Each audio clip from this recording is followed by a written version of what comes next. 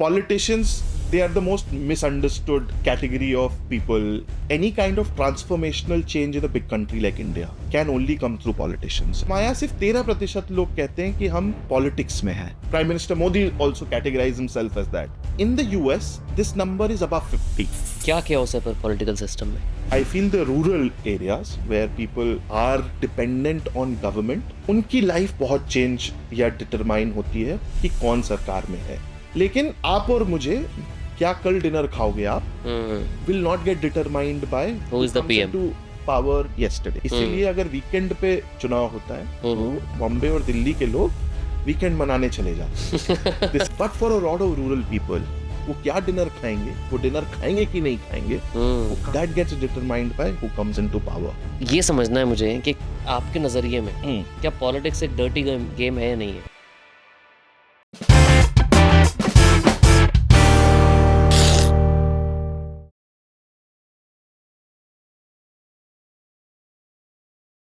विनेश जी, कैसे हैं आप? मैं ठीक हूँ नितिन, आप बताएं. सब बढ़िया. एक तो पहले तो बहुत बहुत थैंक यू आने के लिए, बिकॉज मुझे पता है कि आपको इतने लोग रीच आउट करते हैं आने के लिए, इतने मीडिया चैनल्स रीच आउट करते हैं, क्योंकि आईपैक पॉलिटिकल कंसल्टिंग में तो पाइनियर है पूरे कंट्री में. Not just country but world wide आपका नाम लिया जाता है कि जो भी पॉलिटिकल कैंपेन हो रहा है इसके बिहाइंड द बैक जो बैकबोन होती है, जो कैंपेन्स किए जाते हैं, जो कंसल्टिंग दी जाती है पॉलिटिकल पार्टीज़ को, वो सब आप पूरा का पूरा प्लान करते हैं. Thank you for having me Nitin. मतलब आई मीन ऑफ कोर्स बहुत सारे लोग रीच आउट करते हैं, बट देन आपका प्लेटफॉर्म एक वैसा प्लेटफॉर्म था where I think the kind of crowd we would like to explore and speak to, that is the perfect platform we thought at least यहाँ पे आके बात की जा सकती है.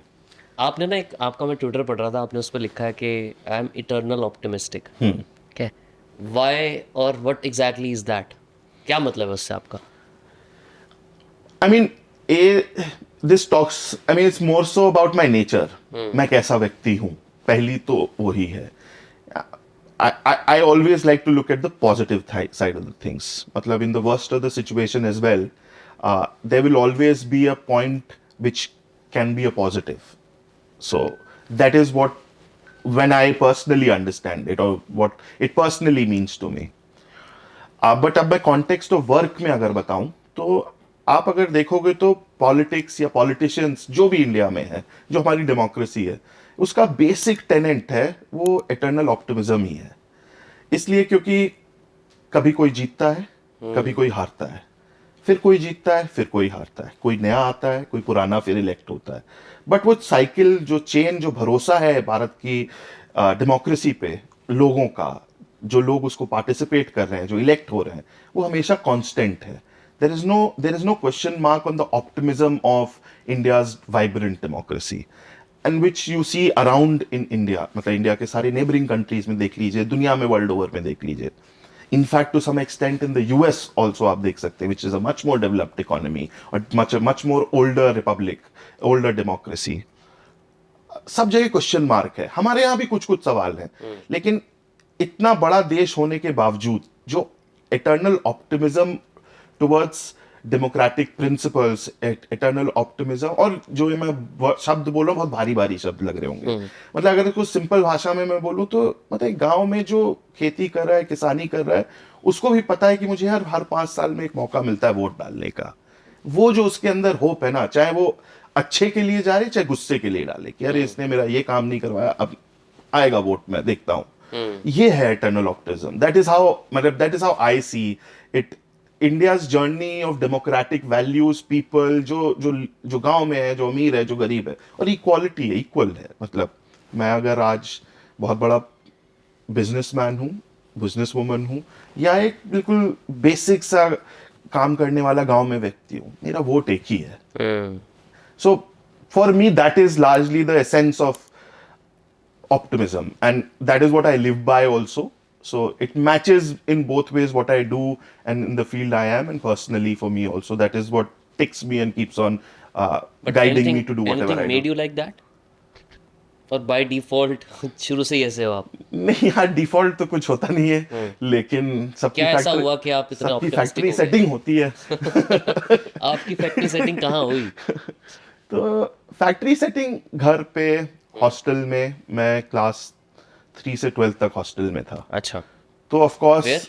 इन जबलपुर, मैं मध्य प्रदेश से आता हूँ, वहीं पे मैं हॉस्टल में था। I come from a place called Umaria, छोटा कस्बा है मध्य प्रदेश में, वहां से आता हूँ। तो पढ़ने के लिए आपको वहाँ सुविधा नहीं थी, तो पेरेंट्स ने तीसरी कक्षा से हॉस्टल में भेजा। तो आप ये कहिए मेरी फैक्ट्री सेटिंग वहीं से चालू हुई। लेकिन आप जो कह रहे हैं, of course to some extent इस काम में आने के बाद probably this has grown much more. I found more meaning in what I do. So my belief into this optimism is something which has ever grown only. घटा नहीं है, बढ़ा ही है। जितना भी मैंने देखा है, बहुत सारे naysayers, बहुत difficulty, ups and downs, मतलब ये जो काम भी करते हैं, मतलब समझाना ही बहुत मुश्किल है किसी को कि क्या करते हो आप, मतलब पेरेंट्स को ही समझा पाना बहुत मुश्किल है। अब समझा दो हमें कि एग्जैक्टली करते क्या हो आप। दुनिया को अगर आपको बताना हो कि आईपैक जो आपकी कंपनी आपने शुरू की क्या करती है वो।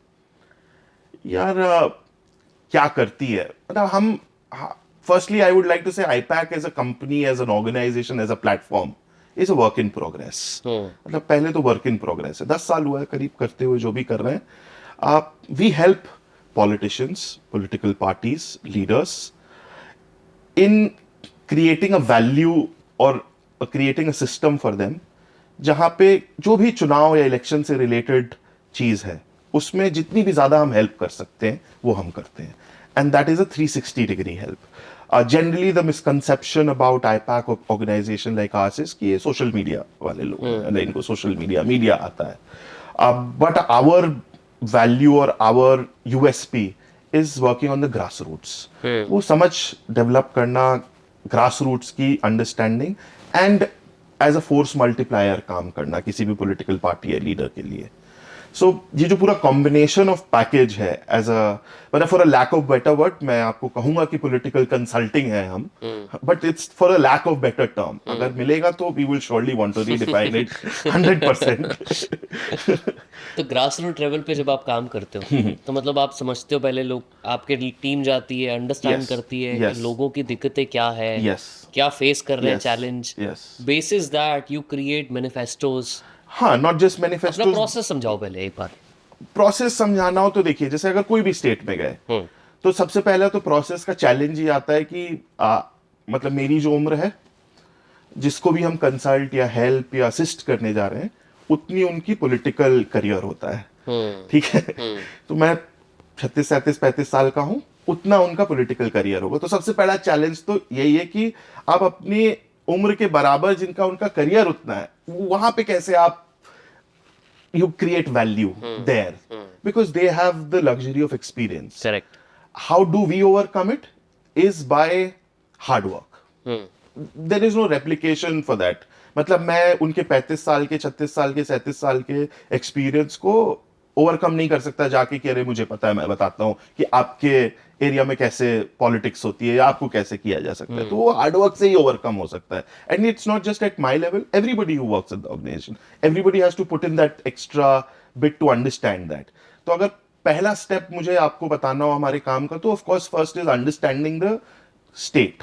पहले एक पॉलिटिकल पॉलिटी क्या स्टेट है, क्योंकि we have worked in states where different languages और इंडिया इज डाइवर्स, कहीं एक जैसी चीज होती नहीं, वहां का सोशो पॉलिटिकल सारा इकोसिस्टम समझना, ये पहला स्टेप होता है। ऑफ कोर्स टीम जाएगी ग्राउंड पे, समझने की कोशिश करेगी, कि we use modern tools of survey, understanding. So ये सारी चीज कॉम्बिनेशन है। पहले तो समझ डेवलप करना होता है, फिर उसके बाद आप जो भी आपकी पार्टी या लीडर जिनके साथ आप काम कर रहे हो, उनको आपको एक सोल्यूशन फ्रेमवर्क या कहिए किसी तरीके का एक प्रॉब्लम स्टेटमेंट आपको दिखाना होता है कि ये समझ में आया है हमको, ये जनता की प्रॉब्लम है। हाँ जनता की प्रॉब्लम है, ये पार्टी की आपकी प्रॉब्लम है, क्योंकि सिर्फ जनता ही की प्रॉब्लम जरूरी नहीं है, ये पार्टी की भी आपकी प्रॉब्लम है, इस तरीके के लोग ठीक नहीं है, ये ठीक है, etcetera. May be this is, it could also include कि एज अ लीडर कोई चीफ मिनिस्टर है, कोई प्राइम मिनिस्टर है, तो उनका परसेप्शन क्या है लोगों के में, मतलब we act as a independent feedback mechanism. तो पहले तो वो समझ डेवलप करके वो एक फ्रेमवर्क बनाना कि ये आपकी 5 दिक्कतें समझ में आ रही हैं, फिर उसके बेसिस पे एक स्ट्रैटेजी बनाना, जिसके जो generally we take up campaigns which are 1.5-2 years before the elections. तो उसके बेसिस पे एक लॉन्ग टर्म स्ट्रैटेजी बनाना कि भाई ये 5, 7, 10 चीजें समझ में आ रही हैं जो ठीक करनी होंगी हमको, if we go into re-election, which places you in the best possible situation to come back into power if you are an incumbent, आप चैलेंजर हो तो उस हिसाब से आप देखोगे वहां जाके कि भाई क्या ऐसी चीजें हैं जो आप बोलिए, क्या ऐसी चीजें हैं जो लोग आपसे सुनना चाहते हैं, which can challenge the current incumbent and you can replace them. That is the first step, and then gradually the team builds, and then you create a what you call a 360-degree campaign around it. When I say a campaign, it includes data, technology, it includes media, social media, it includes people at the grassroots level who say become force multipliers of a political party at every level. When I say every level, जैसा भी मैंने explain किया कि एक विधानसभा स्तर से लेके एक स्टेट लेवल तक हर जगह कहीं ना कहीं कोई ना कोई आईपैक का member as an attachment, as an attache will be there to help the political party improve their efficiency. By no means I would like, I mean this is a caveat I would want to say कि मतलब हम लोग जो भी काम करते हैं उसके बहुत अपने अपने वर्जन्स हैं और बहुत लोगों ने बहुत सारे वर्जन्स बाहर भी निकाले. I think we are at maximum work on margins. मतलब हम पॉलिटिशियन नहीं है, we are people who help them to improve their system, to improve, see what little improvement can come from efficiency of professionals like us. That is what our job is. We are force multipliers. मतलब हम वो हैं जो कह लीजिए आपकी मतलब political ecosystem को आप देखोगे तो केओस है, थोड़ा सा ऑर्डर लाने की कोशिश करते हैं केओस में, और वही डिफरेंस होता है हमेशा हार और जीत में. That is what in summary we do. क्या केओस है पर पॉलिटिकल सिस्टम में? अभी केओस की बात कर रहे हैं हम. अनऑर्गेनाइज्ड है. मतलब जैसे say for example, it's not a company where everybody has to punch in at 9 and punch out at 5 p.m. It's a amalgamation of people जो किसी belief, किसी ideology, किसी leader उससे जुड़े हैं.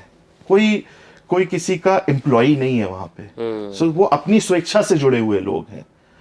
And because they feel that they can contribute, and this is from a village level to a state level or to at the national level. So automatically when you have such a large collection of people who are bound by different things, some are bound by ideology, some are bound by because they see a particular leader and they like it, maybe at a state level, some are only bound because they feel that this party what kind of work they do or this leader what is that they've given to them, इसलिए उनके से जुड़े हुए हैं. कई इसलिए जुड़े हुए हैं क्योंकि उनके परदादा या फैमिलीली उनसे जुड़े थे तो उनको कुछ उसके बियॉन्ड सोचना नहीं है कि नहीं हमारे पिताजी, हमारे ग्रैंडफादर, हमारे उनके सारी पुश्तनी ने इनको वोट दिया था तो इसलिए हम जुड़े हुए. तो सबका अपना अपना रीजन है. जैसे ही आप एक स्ट्रक्चर में लेके आते हो लोगों को तो सबसे बड़ा केओस तो यही क्रिएट होता है. और इस केओस में काम करना, इस केओस में एफिशिएंसी लाना, किसी भी पॉलिटिकल पार्टी, किसी भी पॉलिटिकल लीडर या कोई भी जो सिस्टम में काम करेगा, it will be a challenge. It's still organized but it's not organized to a level where one can say that 100% efficiency or say maximum efficiency is improved. So when people like us go or professionals work with politicians or political leaders or political parties, that is what we try to do. थोड़ा उन्हीं की समझ को बेहतर बनाने की कोशिश. मेरी समझ किसी चीफ मिनिस्टर से उसके स्टेट के बारे में ज्यादा नहीं हो सकती, बट उनकी समझ को कैसे बेहतर यूज कर सकता हूँ. एक चीफ मिनिस्टर की समझ है और एक मान लीजिए जो बूथ का कार्यकर्ता है उसकी समझ है, उस दोनों को कैसे मैं मैच कर सकता हूँ और एक बेस्ट सोल्यूशन निकाल सकता हूँ. It's a solution oriented game. कोई फिट फॉर्मूला नहीं है.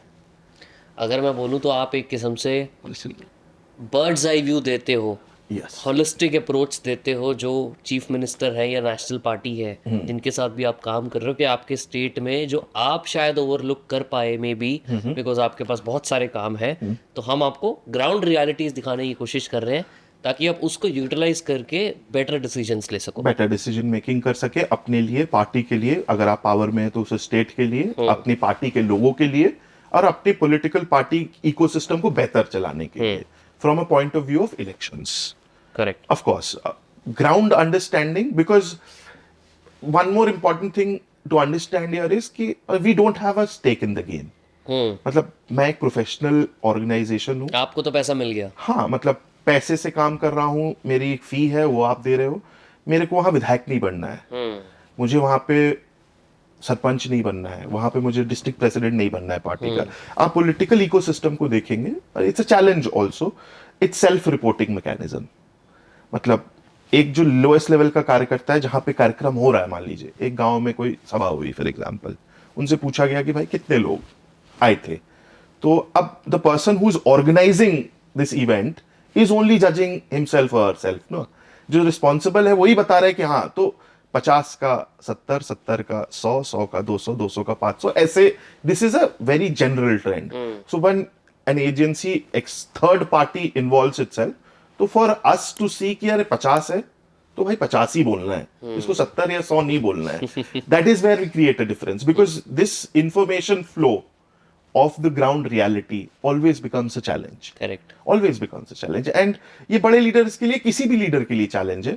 मतलब नॉट जस्ट इन पॉलिटिक्स, आप कंपनी ले लो, कंपनी का अगर सीईओ आएगा, फाउंडर आएगा, तो उस दिन सब उस ऑफिस में सब चीज साफ सुथरी सब होगी, चकाचक होगा. सब चकाचक होगा, कॉफी पूरी अच्छे से होगी, सारे आपके लोग ड्रेस पहन के आ रहे होंगे, सब कोई टाइम पे आ रहे होंगे. लेकिन जब वो नहीं रहेगा तो for sure it does not run like that. Correct. It surely it doesn't run like that.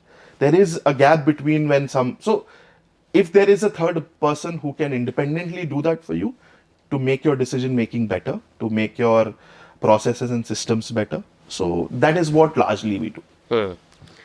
But ये समझना है मुझे कि आपके नज़रिए में क्या पॉलिटिक्स एक डर्टी गेम है या नहीं है? I mean, from my personal opinion, I don't think so. One can say that it's a dirty game per se.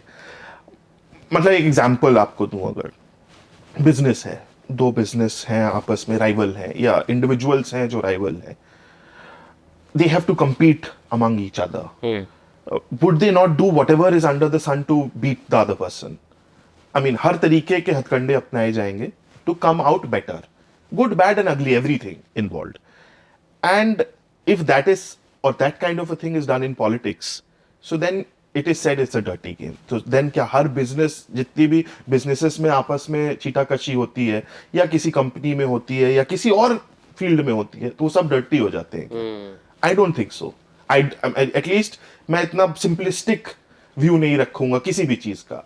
अगर कोई दो बिजनेस आपस में compete कर रहे हैं या आपस में लड़ भी रहे हैं, if there are differences, you see deployment of all kind of mechanism, legal, आज तो सोशल मीडिया का जमाना है, तो सही सोशल बात है. हर तरीके की चीज आपको देखने में एंटी पीआर कैंपेन्स होते हैं, बहुत सब कुछ होता है. बहुत कॉमन है ये. तो क्या कल के दिन उठ के कह देते हो आपकी नहीं ये तो डर्टी गेम है, बिजनेस नहीं करना चाहिए? When such a thing is applied और is done in politics, then this question arises that is politics a dirty तो गेम? क्यों होता है फिर? सिर्फ पॉलिटिक्स के लिए क्यों होता है ये? आपने बहुत अच्छी चीज़ बोली है कि यार बिजनेस में कोई नहीं कहता, पॉलिटिक्स में इसको टैग दे देते हैं. हाँ. क्यों है ऐसा कॉन्नोटेशन? मतलब माय अंडरस्टैंडिंग, जो मेरे समझ की बात है, वो ये कहूंगा कि ऐसा इसलिए भी होता है शायद that, I mean, politicians and people who are in politics, उनका औहदा थोड़ा लोग अबव मानते हैं. I mean, yes, businesses and business people or any other field, cricketers, Bollywood stars, and everybody influences people. True. And there is a place for them in our country, and a very sacred place for some of them, for the most of them. True. Politicians, एक तो पहले मुझे ऐसा लगता है कि they are the most misunderstood category of people in our, and especially among the educated class. That is, I mean, I know I'm saying something which would not go down right with a lot of people, but I think they are the most misunderstood. बहुत binary misconceptions है, अच्छा बुरा खराब, बहुत बढ़िया बहुत खराब, और कोई नुआंस नहीं है. लेकिन हम, मतलब अगर वहीं हम क्रिकेट टीम का अगर जजमेंट करते हैं तो पूरा नुआंस हम लाते हैं कि नहीं, विराट कोहली ने 30 रन बनाए ये, लेकिन 50 बॉल पे बनाए ये बहुत अच्छा है. किसी मैच में उसने 30 बॉल पे 70 बनाए ये बहुत अच्छा है. तो ये नुआंस हम तुरंत ले आते हैं. बिजनेस में देखते हैं तो सब में ले आते हैं, बट पॉलिटिक्स में हमें बस अच्छा और बुरा ही दिखता है कि ए लीडर है तो बहुत अच्छे हैं, बी है तो बहुत खराब है. अब जो बहुत खराब है उनमें कुछ अच्छाई नहीं हो सकती, और ए जो बहुत अच्छे हैं उनमें कुछ बुराई नहीं हो सकती. बुराई नहीं हो सकती. पोलराइजेशन बहुत है. हाँ, मतलब ये जो समझ है मुझे लगता है बहुत लिमिटिंग है. That is why I am saying it's the one of the most misunderstood category of people, और category of people who influence a lot of things. And I am not saying that there will not be cons in that.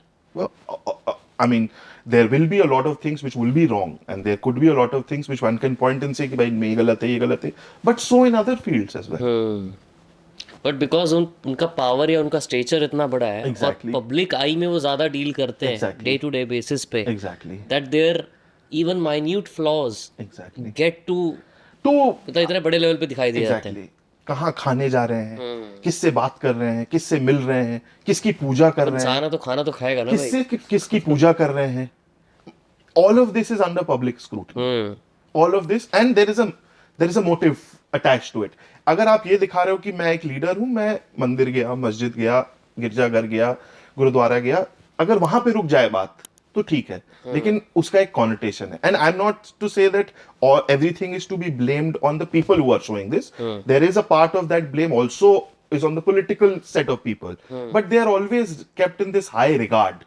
There is a lot of hope attached to it. That is why I think there is a lot of this kind of scrutiny and this binary understanding कि अच्छे तो वो बुरे, मतलब कोई दोनों अच्छे नहीं हो सकते. And probably I think as our democracy और हम थोड़े और इवॉल्व होंगे और थोड़ी समझ आएगी और थोड़े बेहतर लोग आएंगे who are relatable to us, then possibly I think this will change and hopefully this should change. But do you think professionals, people like, हम CEOs की बात कर रहे हैं, right? You think people like them are now getting into politics or more eager to get into politics? Have you seen the trends changing? Yes, there is a certain trend change for sure. Not just people entering into politics, but among the youth, people interested to be participating in politics. But what triggers them? I mean, triggers could be multi-level. I mean, ultimately, this is what my understanding is. Any kind of transformational change in a big country like India can only come through politicians and their will. Transformational. मतलब सब कोई, every field can contribute and is contributing. But in a transactional way. In a very transactional way. But transformational change अगर लाना है आपको, तो वो तो एक कोई politician या political class led होगा, तो बहुत तेजी से बहुत जल्दी होगा. चाहे अच्छे के लिए हो चाहे बुरे के लिए हो. आई एम नॉट सेइंग कि सब अच्छे, आउटकम तो बात की बात है. आउटकम तो बात की बात है, बट वो अगर किसी को भी लाना है तो वो वहीं से आता है. मतलब आप बिजनेस चला लीजिए, आप क्रिकेटर हो लीजिए, आप कुछ भी हो लीजिए, you can be in any field and you will have huge influence. But I think जो ट्रांसफॉर्मेशनल चेंज लोगों के जीवन को बेहतर करना या बुरा करना, जो भी whoever chooses what, वो तो एक पॉलिटिकल कमान जिसके हाथ में, वो बात अलग है. हाँ, जिसके हाथ में कमान है, डेमोक्रेसी की यही ब्यूटी है, वो बहुत चेंज ला सकता है. And I see possibly people see that, and possibly among the young people they see that, क्योंकि सबके अंदर वो कहिए आप उबाल है कि भाई कुछ करना है, कुछ अच्छा करना है. That is why you see that entrepreneur spirit in India and Indian people to be a lot than any comparatively anywhere. And I am sure there is a section of people within that only जो चाहता है कि यार कुछ करे, contribute करे, अपने आसपास के लोगों के लिए कंट्रीब्यूट करें. And probably they see politics as a, और being in politics as one of the ways of doing it. और आपने प्रोफेशनल्स की बात करी इन पॉलिटिक्स, तो that trend of course is changing. मतलब just to give you a basic understanding, अभी current हमारी जो लोकसभा है उसमें करीब 30% जो हमारे एमपीज हैं, उन्होंने अपना प्रोफेशन एग्रीकल्चर या एलाइड उसमें रखा है. कि मतलब 30% लोग उसमें, 15% के आसपास लोग हैं I think who say that they are from business, अच्छा, from the field of business. 13-14% लोग हैं जो अपने आप को एज अ सोशल वर्कर और एज अ पॉलिटिकल एक्टिविस्ट कहते हैं. 6% हैं जो अपने आप को लॉयर या उनके पास लॉ की डिग्री है, उन्हें कभी लॉ प्रैक्टिस किया हुआ. And then there is a further division. So from that point of view, and now if I draw a comparison to say a US Congress, वहां पे 30% ऐसे लोग हैं जो अपने आप को कैटेगराइज करते हैं एज पीपल और आर आइदर फाउंडर्स और big executives of companies, corporations who have run companies, who have done that kind of work. मतलब जो नंबर 15% है इंडिया में, वो यूएस में 30 है. हाँ, वहां पे भी 2 हैं, वहां पे भी हाउस ऑफ रिप्रेजेंटेटिव्स और सेनेट है. दोनों का एवरेज आप मिला लोगे तो 30% के पास आएगा. वो डबल हो गया ना. डबल हो गया. इसमें एक इंटरेस्टिंग बात सबसे ज्यादा ये है कि हमारे यहाँ सिर्फ 13% लोग कहते हैं कि हम सोशल वर्कर हैं या पॉलिटिक्स में हैं. सिर्फ 13. इन the US this number is above 50. अच्छा. Because this is what my understanding is, that probably the recognition of politics as a profession is much more higher in a developed economy or in a developed country like the US as compared to India. इन 13% जो मैं बोल रहा हूँ जो अपने आप को social worker या करियर पॉलिटिशियन कहते हैं, उसमें Prime Minister Modi also categorized himself as that. But there are still, say, about 80% of the people who are from different fields. जो अपने आप को एग्रीकल्चर में कह रहे हैं, मेडिसिन में कह रहे हैं, which is not incorrect, which is correct also because that is what they feel. But the recognition of the fact that politics can be as a career be recognized in a country like India, there's a huge difference. But perception में भी फर्क है क्या? जैसे India में बोला कि यार यहाँ पे लोग बहुत पोलराइजेशन तरीके से सोचते हैं कि पॉलिटिशियन बैड है, एग्जाम्पल की बात कर रहा हूँ.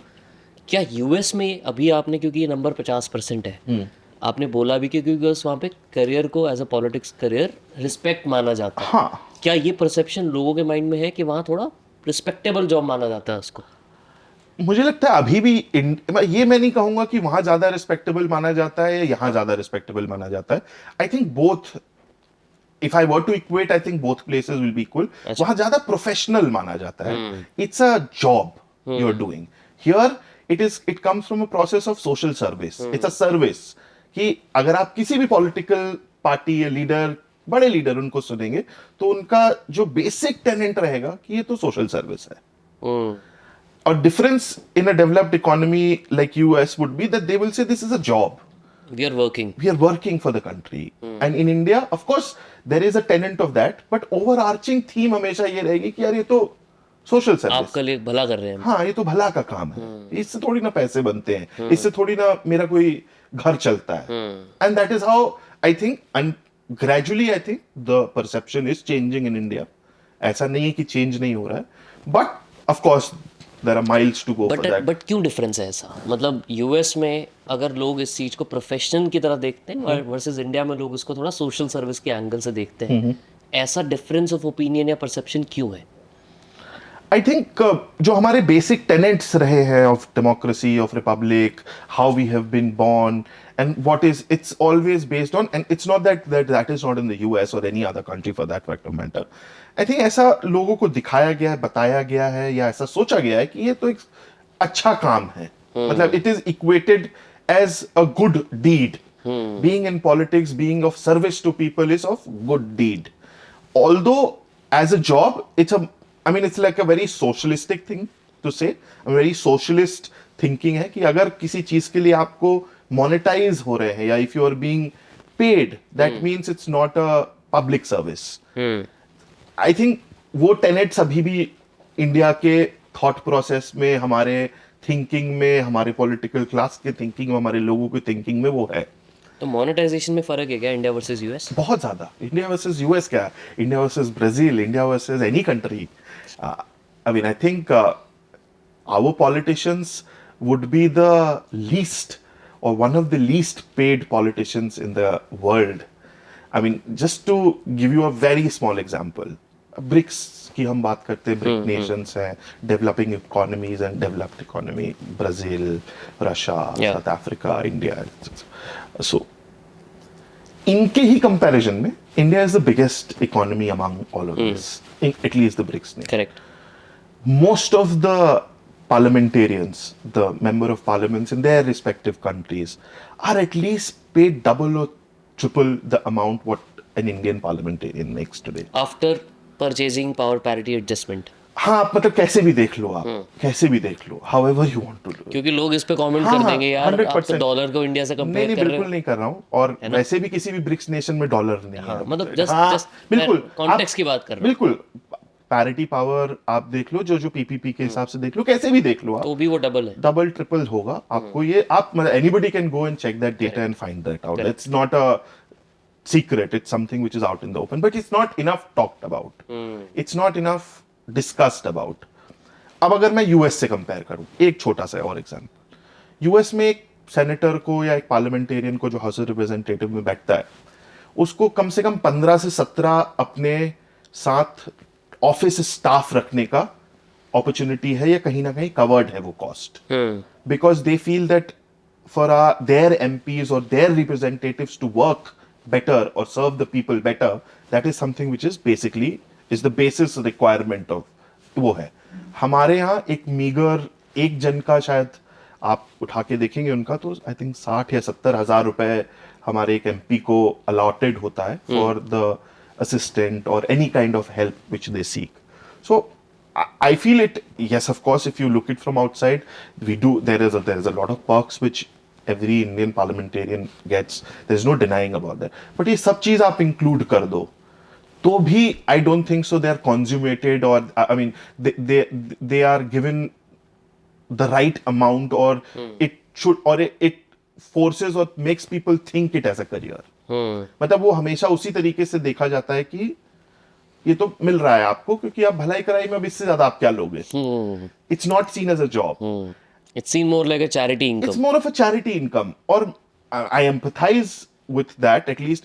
और ये मैं किसी एक पार्टी या किसी का आइडियोलॉजी नहीं, सबकी है. It's a common issue across all. India का एक एमपी करीब 18 से 20 लाख लोगों को रिप्रेजेंट कर रहा है. इनफैक्ट इससे ज्यादा ही होगा. अगर उसे मिलना भी है इसके एक सर्टेन परसेंटेज से, उसकी पार्लियामेंट जो है वो मतलब 200-300 किलोमीटर के रेडियस में फैली हुई होगी. उसको एक कोने से दूसरे कोने में जाने में लार्जली स्पीकिंग 2 से 3-4 घंटे लगेंगे.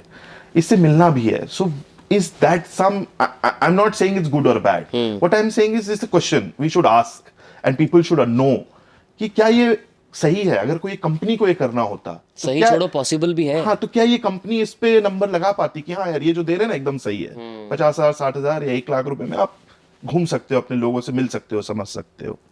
सो आई थिंक दीज चैलेंजेस और these things are still yet to be corrected. That's what I feel. अगर ये चीजें करेक्ट होंगी या अगर होती हैं आगे in future, for sure I am sure that there will be a lot of people who will Want to get into it. into politics. I mean, since I am doing this for 10 years, the first question which people ask is कि भाई politics में जाना है तो you should have an alternative source of income. Why should that be the case in India? True. In US nobody is saying ना that you should have an alternative source of income. वरना politics कैसे करोगे? ये सबसे पहला सवाल है या सबसे पहला जवाब. कोई भी पॉलिटिशियन आप किसी से भी पूछ लीजिए, बोलेगा नहीं भाई अपना आप रहने खाने का तो व्यवस्था करके रखना, तभी इसमें जाना है, ये सब छोड़ के मत जाना. And whoever is entering, they have created that kind of corpus or opportunity for themselves that उनके रहना खाना और एक certain lifestyle is managed. So that is an entry barrier, I feel. अगर वो well compensated हो, अगर 18 लाख 20 लाख लोगों को चलाने के लिए उनकी इच्छाएं, उनकी एस्पिरेशंस और उनको रिप्रेजेंट करने के लिए एक पार्लियामेंट बना है, अगर वो एक सीईओ के तौर पे ट्रीट हो एक पार्लियामेंटेरियन, तो और उसी तरीके से उसका lucrative perks हो, lucrative career option हो वो, तो क्यों नहीं लोग जाना चाहेंगे. There will be more people. But having said this, I'm still very confident there are more and more people who are wanting to do this, despite all of this. But this is just one example which comes into my mind whenever I talk about this. कि कोई भी आता है तो सबसे पहला ख्याल ये कि भाई अपना एक alternative source of income आप रख लेना यार, तभी इस चीज में कूदना. Do these MPs also feel that way कि यार ये बहुत गलत चीज़ है? ये तो आपका तो ओपिनियन मेरे को समझ में आ गया, बट क्या कलेक्टिवली एमपीज का भी ओपिनियन यही है कि भाई बहुत ये इसको ठीक होना चाहिए इस सिस्टम को? I mean, I would not say that I've spoken to anybody about this largely, but I mean it's a general sense that when we can, I mean हम बहुत खुश हैं कि हमारे businesses, हमारे startups, हमारे लोग जो startups में काम कर रहे हैं, they are earning this much of salary. Not in India, people who are managing bigger companies across the world, उनको ये salary है. अब कंपैरिजन देख लो ना, अगर इन्फोसिस है या टीसीएस है, उनके 5-6 लाख एम्प्लॉइज हैं, अब उसके सीईओ की सैलरी कितनी होगी Exactly. वर्सेस एन एमपी जिसको 1-1.5 लाख रुपए मिल रहे हैं? 2 लाख 2.5 लाख 3 लाख आप कर लो ज्यादा से ज्यादा. तो उस हिसाब से तो बहुत कम डिफरेंस है, बहुत ज्यादा डिफरेंस है. सॉरी, बहुत ज्यादा डिफरेंस है. और सबका वहाँ एक टाइम फिक्स्ड है ना. ये कोई भी प्रोफेशनल तो 7 दिन 24/7 दैट्स योर लाइफ. अवेलेबिलिटी रखनी पड़ेगी. अवेलेबिलिटी. आपने फोन नहीं उठाया तो अगली बार आपको वोट नहीं मिलेगा. आप मिले नहीं लोगों को तो आपको वोट नहीं मिलेगा. सही बात है. So that these are challenges. That is why I say it's a very misunderstood sort of politicians is a very misunderstood breed. At least in my 10 years, that is what I will say. मेरे को तो लग रहा है मैं अब 3-4 घंटे बिठाऊंगा आज आपको. इतना मजा आ रहा है. मेरे को ना एक आपने कोट कहीं पे मैंने पढ़ा जी, क्या, जिसमें लिखा हुआ है कि politics is too serious matter to be left to politicians. इस पे थोड़ा बताओ क्या है ये? ये पहले तो ये कोट फ्रेंच प्रेसिडेंट थे चार्ल्स डी गॉल, उनका है, दैट्स व्हाट आई थिंक, उन्होंने बोला है शायद ये. I mean, there is a context to when he says this, and he says this in a speech and etc. Right? But अगर मैं अभी के context में देखूं तो अगर मैं उसको बिल्कुल face value पे लूं, I don't think so. A. But it encompasses that it should not only be about politicians deciding the fate of everything. There has to be a contribution from everyone, like participation, like people who are being governed or who are giving the power to the politicians to take decisions on their behalf should also have active participation in that. And I don't feel that in India, in Indian context at least, this statement is universally true. I don't think so. Because if you look at participation levels of our people from every strata of life, it's very high in that. Of course, it can improve. But most of the places, the people who come out to vote and participate is about 80%, 75%, above 60-75%. So उस sense में अगर आप मुझसे पूछोगे तो मुझे लगता है कि at least I would not be the one who will say कि अरे ये statement एकदम सही बोल रहा है. मतलब ठीक है, वो एक statement उनने बना दी बहुत पहले, किसी कॉन्टेक्स्ट में बोली थी, जमाने रवाने हो गए हैं वो. I don't think so that will be, I would not subscribe to that. Okay. मुझे अब ये समझना है कि आप obviously you work at a national level also, you work at a state level also, yes, local constituencies में भी जाते हो आप, रूरल वर्सेस अर्बन भी जाते हो आप, हर चीज़ पता है आपको. एंड इनफैक्ट इवन पॉलिटिशियंस और चीफ मिनिस्टर्स और इवन द बिगर पीपल, उनसे ज़्यादा ग्राउंड रियलिटी आपको कई बार पता होती है, because you are the first people to interact and understand what's going on, right? And then you obviously collate that and you pass on that information. अगर मैं इस टाइम की एज ऑन टुडे की बात करूं एंड 10 साल पहले की बात करूं, जब आपने शुरू किया था, आई एम श्योर आपने डिफरेंस देखा है पहले का और अब का. 100%. मुझे सिर्फ ये समझना है कि पहले रूरल इंडिया में क्या मेन मुद्दे होते थे जिसके पीछे लोग ज़्यादा पुश करना चाहते थे वर्सेस अर्बन. आज की डेट में 10 साल में रूरल वर्सेस अर्बन में क्या चेंज है? Again, You got my question. I got your question. Again, I would like to differ on the understanding of rural and urban. 10 साल पहले की भी बात करें, अभी की भी बात करें. I don't think so that now it's a very simple binary definition of India as a country. आप डिवाइड कर सकते हो कि ये रूरल है, ये अर्बन है. पहले तो यही डेफिनेशन चेंज हो गई है पिछले 10-20 साल में. That is what I feel. अच्छा. There are a lot of places in India, a lot of constituencies, क्योंकि आप सीटों की बात कर रहे हो या इलेक्शन के रिस्पेक्ट में इश्यूज की बात कर रहे हो, तो 543 कॉन्स्टिट्यूएंसीज हैं हमारे लोकसभा में, एक मोटे तौर पे समझने के लिए. तो ऐसा कोई क्लियर कट डिवीजन नहीं है कि ये रूरल और ये अर्बन. और with the rapid urbanisation in the last 10 years, there is a huge chunk which is in between. Just to make you understand from data or for your audience. So, करीब जिन constituencies में या जिन लोकसभा में जो urbanisation है वो 20% या 20% से कम है. मतलब अर्बन एरिया तो आप वो ही देखोगे कि कितना अर्बन एरिया है एक कॉन्स्टिट्यूएंसी में, कितना rural area, how it is categorised. How do you categorise urban versus rural?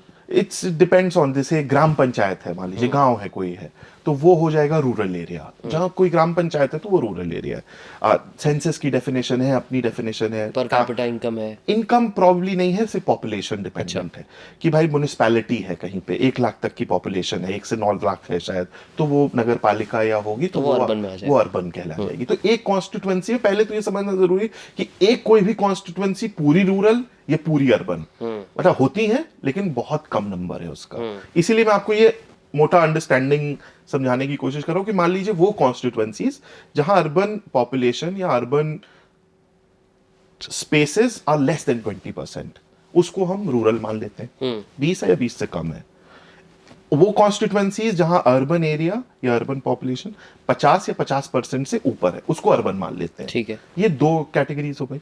अब एक बहुत बड़ी कैटेगरी है जो बीच में बच रही है.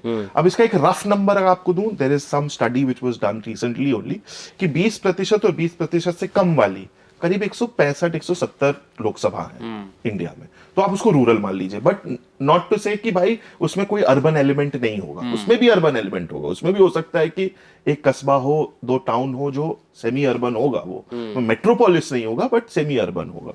जो फर्स्ट कैटेगरी मैंने आपको बताई कि 50% से ऊपर, वो कैटेगरी भी इन the last 10 years about in 10-15 in fact last 15 years वो कैटेगरी भी बढ़ के करीब 180 लोकसभा पहुंच गई है। तो आज की तारीख में अगर आप उस डेटा सेट को देखोगे तो जो प्योर रूरल है गिवन बाय द डेफिनेशन, और प्योर अर्बन है आज की तारीख में more urban constituencies, but most importantly करीब 170-160 लोकसभा फिर भी बच जाती हैं जो 20 से 50% के बीच में फॉल करती है, and that is where the India lies, that is where the aspirations and everything lie. Of course urban rural तो है, ये थोड़ा नुआंस्ड अंडरस्टैंडिंग है। ये कह देना कि गांव के आदमी को तो ये पसंद है और शहर के आदमी को तो ये पसंद है, at least I would not want to go into these binary definitions. Of course there are limitations, and if you have to judge and answer and analyze, you will do that in some form or shape, and a lot of people also do that, but मतलब it's important to understand कि हमारे voting और voter और जहां हम रह रहे हैं वो कैसे चेंज हो रहा है।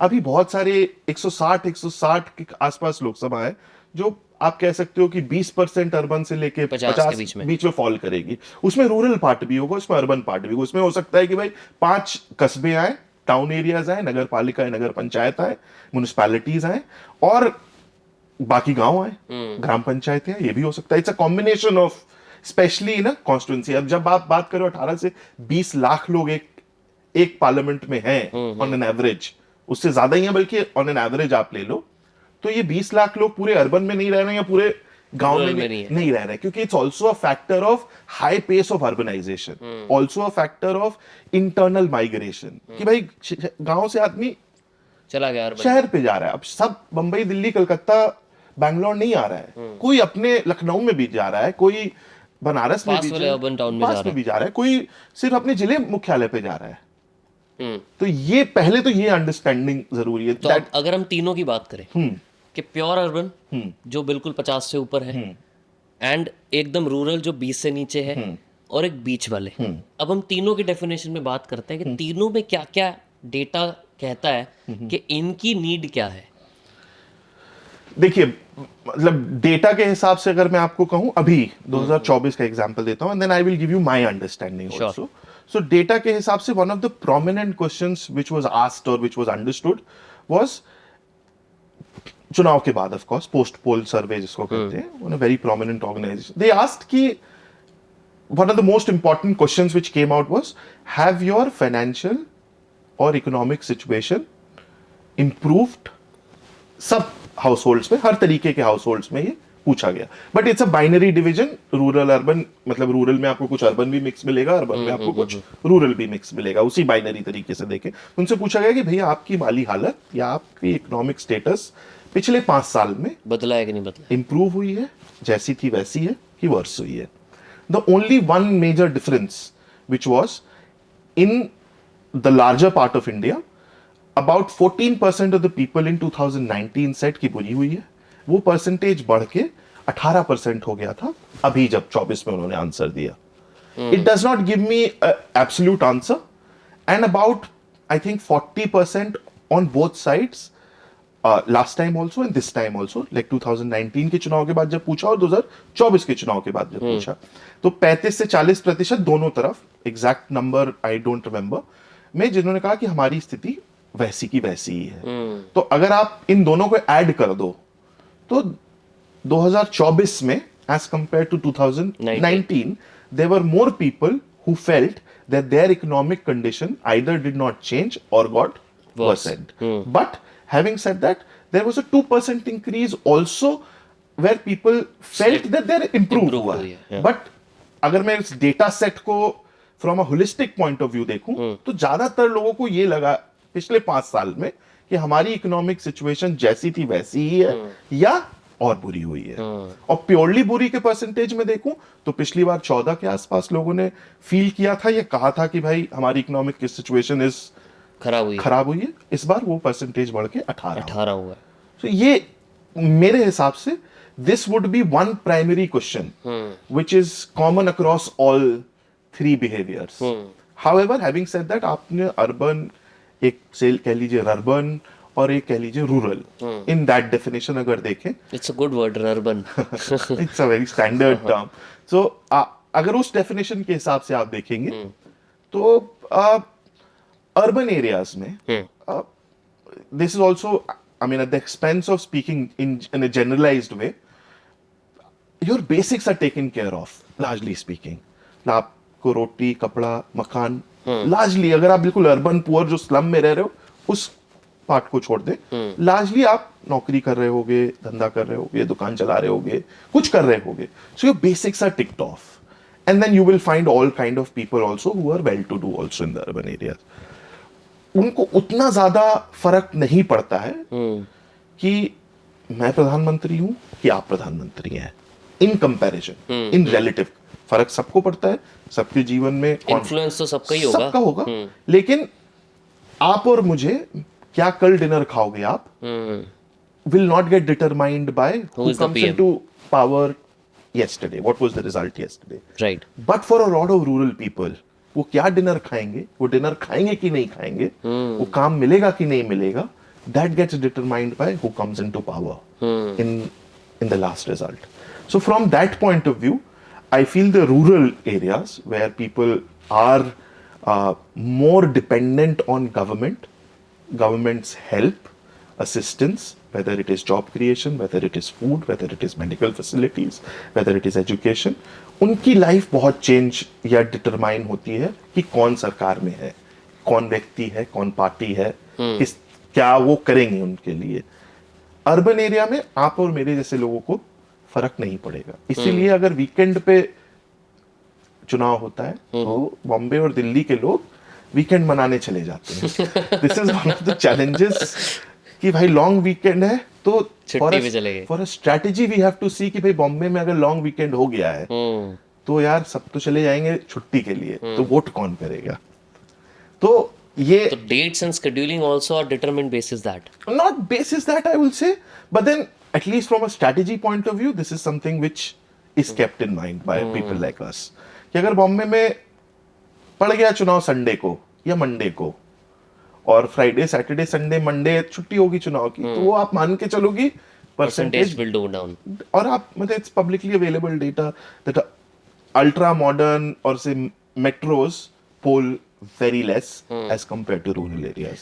So what triggers them to poll then? अगर हम बोलें कि यार हमारे को खाना पीने इससे तो अब कोई फर्क पड़ता नहीं, हम इनसे उठ गए हैं ऊपर, तो अर्बन की मैं अगर बात करूं, what motivates them to vote और what triggers them to vote? And उनकी एस्पिरेशन क्या है? I think because their basic needs is taken care वो of and पासलोस की बात करते हैं ना, वो 5 वाला हमारी वो तो हो गई. हाँ. हमारा तो अट्यूनमेंट वाला तो काम अभी हम नहीं कर पाएंगे, बट बीच में अभी भी है हम. correct. तो उस सेंस में अगर आप मुझसे पूछोगे तो द लॉट ऑफ फैक्टर्स, जैसे for example what is India's global stature, what is our leaders global stature, where does India stand when I travel abroad, what is the value of my passport, right, मुझे visa कितना powerful मिलता कितना है. Powerful मिलता है. मैं ये भी जनरलाइज सेंस में बहुत अपर कैटेगरी ऑफ अर्बन लोगों की बात कर रहा हूँ, जो अर्बन में भी रह रहे हैं उनकी ज्यादातर की दिक्कत नहीं है, बट बहुत सारे लोगों को ये सारी चीजें ज्यादा मैटर करती हैं as compare to, because other things are not a problem for them. Correct. Other things are not. Who is religiously inclined where, not to say that rural areas में डजंट मैटर, बट ये सारी आप कहिए non objective चीजें, these are largely related to fame, recognition of your country, of your being, of your leader. ये चीजें ज्यादा influence करती हैं अर्बन एरियाज में as compare to rural areas. Not to say कि रूरल एरियाज में ये नहीं कर सकती, but if I were to give you a binary answer then I would say कि ये ज्यादा चीजें मैटर करेंगी as compare to in a rural area. And anything which is in between, जो सरबन की हम बात कर रहे थे, रर्बन, सर गलत वर्ड यूज किया. उनकी अगर आप बात करेंगे तो मतलब तीन जो बेसिक टेनेंट इस चुनाव या जो भी हर चुनाव होता है, जो सबसे बड़ी प्रॉब्लम है प्राइस राइज. क्या आप खर्च कर रहे हो वो अर्बन में भी उतना ही इफेक्ट करता है जितना, और स्पेशली ये जो मिडिल सेक्शन है. मतलब अगर मैं बात करूं, urban is more like a middle class, कह सकते हैं इसको. मतलब बहुत सिंपलिस्टिक होगा, मैं नहीं कहना चाहूंगा, बट हाँ मतलब आप ये कह लीजिए कि वहां उस तरीके के लोग हैं जो एस्पिरेशनली गांव में रहने के, गांव से रह के शहर की तरफ मूव कर रहे हैं, या उनके एरिया जो गांव थे वो शहर बन रहे हैं। वहां पे भी एक मॉल आ रहा है या एक होटल खुल रहा है जहां वो रेस्टोरेंट में जा सकते हैं, खा सकते हैं, जो कि पहले गांव वाले एरिया में अवेलेबल नहीं था। तो they are more aspirational in that sense. That category of people will be, I will say, the most aspirational.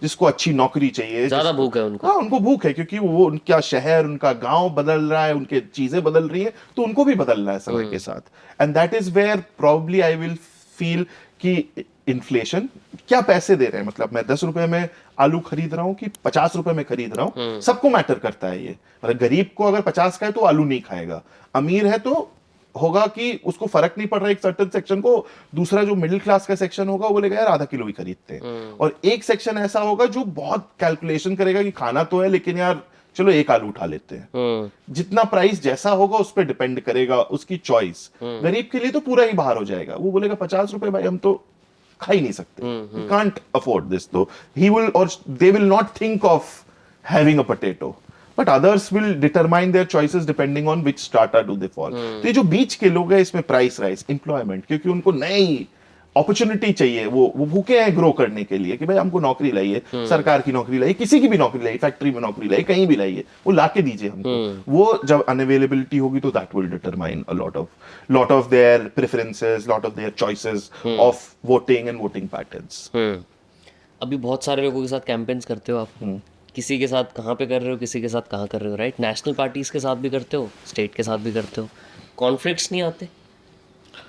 मतलब conflict in the sense that as a professional organization, we never work with the party, we never work firstly with two parties in a state. एक party के साथ अगर काम कर रहे हैं एक स्टेट में, so within that geographical boundary we will not be engaging with any other political entity at all. During the same time? Of course, during the same period. Yeah. So but that what is afterwards also, at least we have been doing this for 10 years, so we have seen couple of cycles repeat. Then also we have not gone, ऐसा कभी नहीं हुआ कि A state में हमने A party के साथ काम किया और दूसरा चुनाव आया तो उसी A स्टेट में B पार्टी के साथ काम करने चले गए. That has not happened. It's also largely dependent on our thinking, because this field requires you to be trustworthy, requires you to be where people can trust you, requires कि as an organization you exhibit some qualities where people can feel the confidence in you that you are not doing this just for the sake of a check. You're doing because you also like to align with the party or the leader in at least the professional sense. At least you create that relationship personally. So from that point of view, we have never been in a situation where we would have had a situation कि किसी A party के साथ यहाँ काम कर रहे हो और B party के साथ उसी geography में काम कर रहे हो. It has never happened. In a multi state situation, अभी हम बात कर रहे हैं कि सेम स्टेट में अगर दोबारा से इलेक्शन हो रहे हैं तो ऑब्वियसली आप कोशिश करते हो उन्हीं के साथ काम करो जिनके साथ लास्ट टाइम किया था. But let's say currently A party के साथ आप काम कर रहे हो हरियाणा में, जस्ट हाइपोथेटिकल सिचुएशन. अभी ए पार्टी ऑब्वियसली के साथ आपका ट्रस्ट अच्छा है, रिलेशन अच्छा है, बट बी स्टेट में दूसरे स्टेट में आपको बोलती है बी पार्टी करने के लिए, but your the other party A वाली वो आपको इन्फ्लुएंस करती है, नहीं यार मत करो. हाँ मतलब ये problem is only limited to when you are working with a national party like BJP or Congress, because they will have presence in all states. Correct. So आप ऐसा नहीं हो सकते कि INC के साथ एक स्टेट में कर रहे हो और फिर BJP के साथ दूसरे स्टेट में कर रहे हो. तो वैसा भी नहीं करते. When there is an option, we are working with regional parties. So वो they are limited in their scope and geography. तो अगर मैं किसी के लिए बंगाल में काम कर रहा हूँ, फिर मैं आंध्रा में या कर्नाटका में या महाराष्ट्र में किसके लिए काम करता हूँ, बंगाल की पार्टी को उतना फर्क नहीं पड़ता. Correct. But of course there are limitations to what you do, and not just limitations imposed by somebody else, it's a limitation which is self-imposed. Right. Because we want to be people who could be trusted. I mean, of course IPAC as an organization has been known कि we have associated ourselves or we've worked with people or in campaigns where we've created that delta of a victory or loss, whatever percentage आप जिस भी तरीके से देखना चाहो. वो तो है ही जरूरी, बट एक relationship, trust building process is also something which is very important for an organization like ours. This also comes like, again, we'll go back to the US. People will say कि भाई तो US politics की ज़्यादा बात कर रहा है. नहीं, बट लोगों को पता भी तो चलेगा ना. वहाँ पे political consultants divided होते हैं. ओके. रिपब्लिकन होंगे या डेमोक्रेट होंगे. वहाँ ये बीच का रास्ता नहीं है किसी के पास, लार्जली स्पीकिंग. वहाँ पॉलिटिकल कंसल्टेंट्स, पॉलिटिकल जिसके साथ आप काम करो, आप उधर ही रह सकते हो. You have to be, voters are also registered as Republican or as a Democrat. So of course India में scope is bigger because the difference is bigger. There are more parties. The system is different. So from that point of view, we would want to be people who, politicians or people who choose to work with us, can feel that trust that we are not here just for getting a check done and move on to another campaign. We are here to build a relationship which can last long. क्योंकि जो आज हारता है वो कल जीतता है, जो कल हारता है वो आज जीतता है. So it's a game of politics. Yes, I mean, यही नाम रखना है मैंने आपके. Game of politics. Game of throne देखा आपने? मतलब उतना नहीं देखा, थोड़ा बहुत देखा. अच्छा. बट यही है, सब गेम ही है. हाँ, मैं house of cards would be a better name for this. The House of Cards. Yes. Indian House of Cards. But मुझे ना ये समझना है कि हमने बहुत बात की. एक तो पहले तो ये समझाओ कि इतने IITians, IIMs के लोग अब इनफैक्ट पॉलिटिकल कंसल्टिंग में आ रहे हैं, राइट? जो कि नॉर्मली पहले नहीं होता था. आई एम श्योर ट्रेंड बहुत चेंज हो गया and people are inclining towards this as a career option. What is it? मतलब ये करियर ऑप्शन कितना लुक्रेटिव है compare to what IT field की, अगर नॉर्मली अगर हम बात करें तो पॉलिटिकल कंसल्टिंग की जॉब की बात कर रहा हूँ मैं. हाँ, समझिए. सो मतलब देखिए, पहली बात तो सबसे यूनिक, अच्छी और बुरी बात, I mean it's a good thing and a bad thing both, that it has no barriers. आप IIT से आए हो, IIM से आए हो, एक नॉर्मली किसी टेक्निकल यूनिवर्सिटी से आए हो, किसी गांव की यूनिवर्सिटी से आए हो, आपने इंजीनियरिंग पढ़ी है, मैनेजमेंट पढ़ा है, लॉ पढ़ा है, जर्नलिज्म पढ़ा है, ह्यूमैनिटीज पढ़ा है, कुछ भी पढ़ा है. There is not a certain stream of thing which is required for you to become a political consultant. You have to be understanding what is that you need to do. क्योंकि कोई पढ़ाई नहीं होती पॉलिटिकल कंसल्टिंग की कहीं पे. ऐसा कोई कोर्स नहीं है कि आप ये कोर्स करके आइए और आप पॉलिटिकल कंसल्टेंट बन जाइए. ऐसा कोई कोर्स नहीं है. It is learning on the job. Okay, but एक क्वेश्चन यहाँ पूछूंगा. ऐसा कोई कोर्स नहीं है, मैं मान लिया, बट क्या ऐसा आपने ट्रेंड देखा है कि जो इस बैकग्राउंड के लोग होते हैं वो जनरली अच्छा परफॉर्म करते हैं? मैं बैकग्राउंड नहीं कहूंगा, मतलब ऑफ कोर्स डिग्री. हाँ, of course people who have come from premier institutes, premier organizations, they would have a inherent advantage. क्योंकि भाई आप IIT से पढ़े हो, IIM से पढ़े हो, किसी लॉ स्कूल से पढ़े हो, कोई अच्छे टॉप रेटेड यूनिवर्सिटी से पढ़ोगे तो वो एडवांटेज आपको है, क्योंकि आपने कहीं ना कहीं कोई ना कोई स्किल सेट उसकी इम्बाइब की हुई. आप किसी अच्छी कंसल्टिंग ऑर्गेनाइजेशन से आ रहे हो, कहीं अच्छी बड़ी जगह काम करके आ रहे हो, बड़ा रोल प्ले करके आ रहे हो, तो that is irreplaceable. That is not to say that is something which can be replaced. But having said that, we in our organization only, we would have like thousands of people who had worked with us in the last 10 years. I will be able to tell you with authority that the people who would have not had these fancy degrees have also done really well and also are in higher positions in our organization as compared to people who may be come with fancy degrees. But not to say कि ये add value नहीं करते. That is why I'm saying कि political consulting is like a amalgamation या motley है इस तरीके के लोगों का, which is unique in its nature. मतलब that is what my understanding. Of course, a lot of startups also do have that, but वहाँ जर्नलिस्ट नहीं मिलेगा आपको स्टार्टअप में, और एक प्रॉब्लम स्टेटमेंट सॉल्व करते हुए 5 तरीके के डिफरेंट फील्ड के लोग नहीं मिलेंगे. एक प्रॉब्लम स्टेटमेंट एक आदमी सॉल्व कर रहा होगा या उस स्ट्रीम के लोग सॉल्व करेंगे.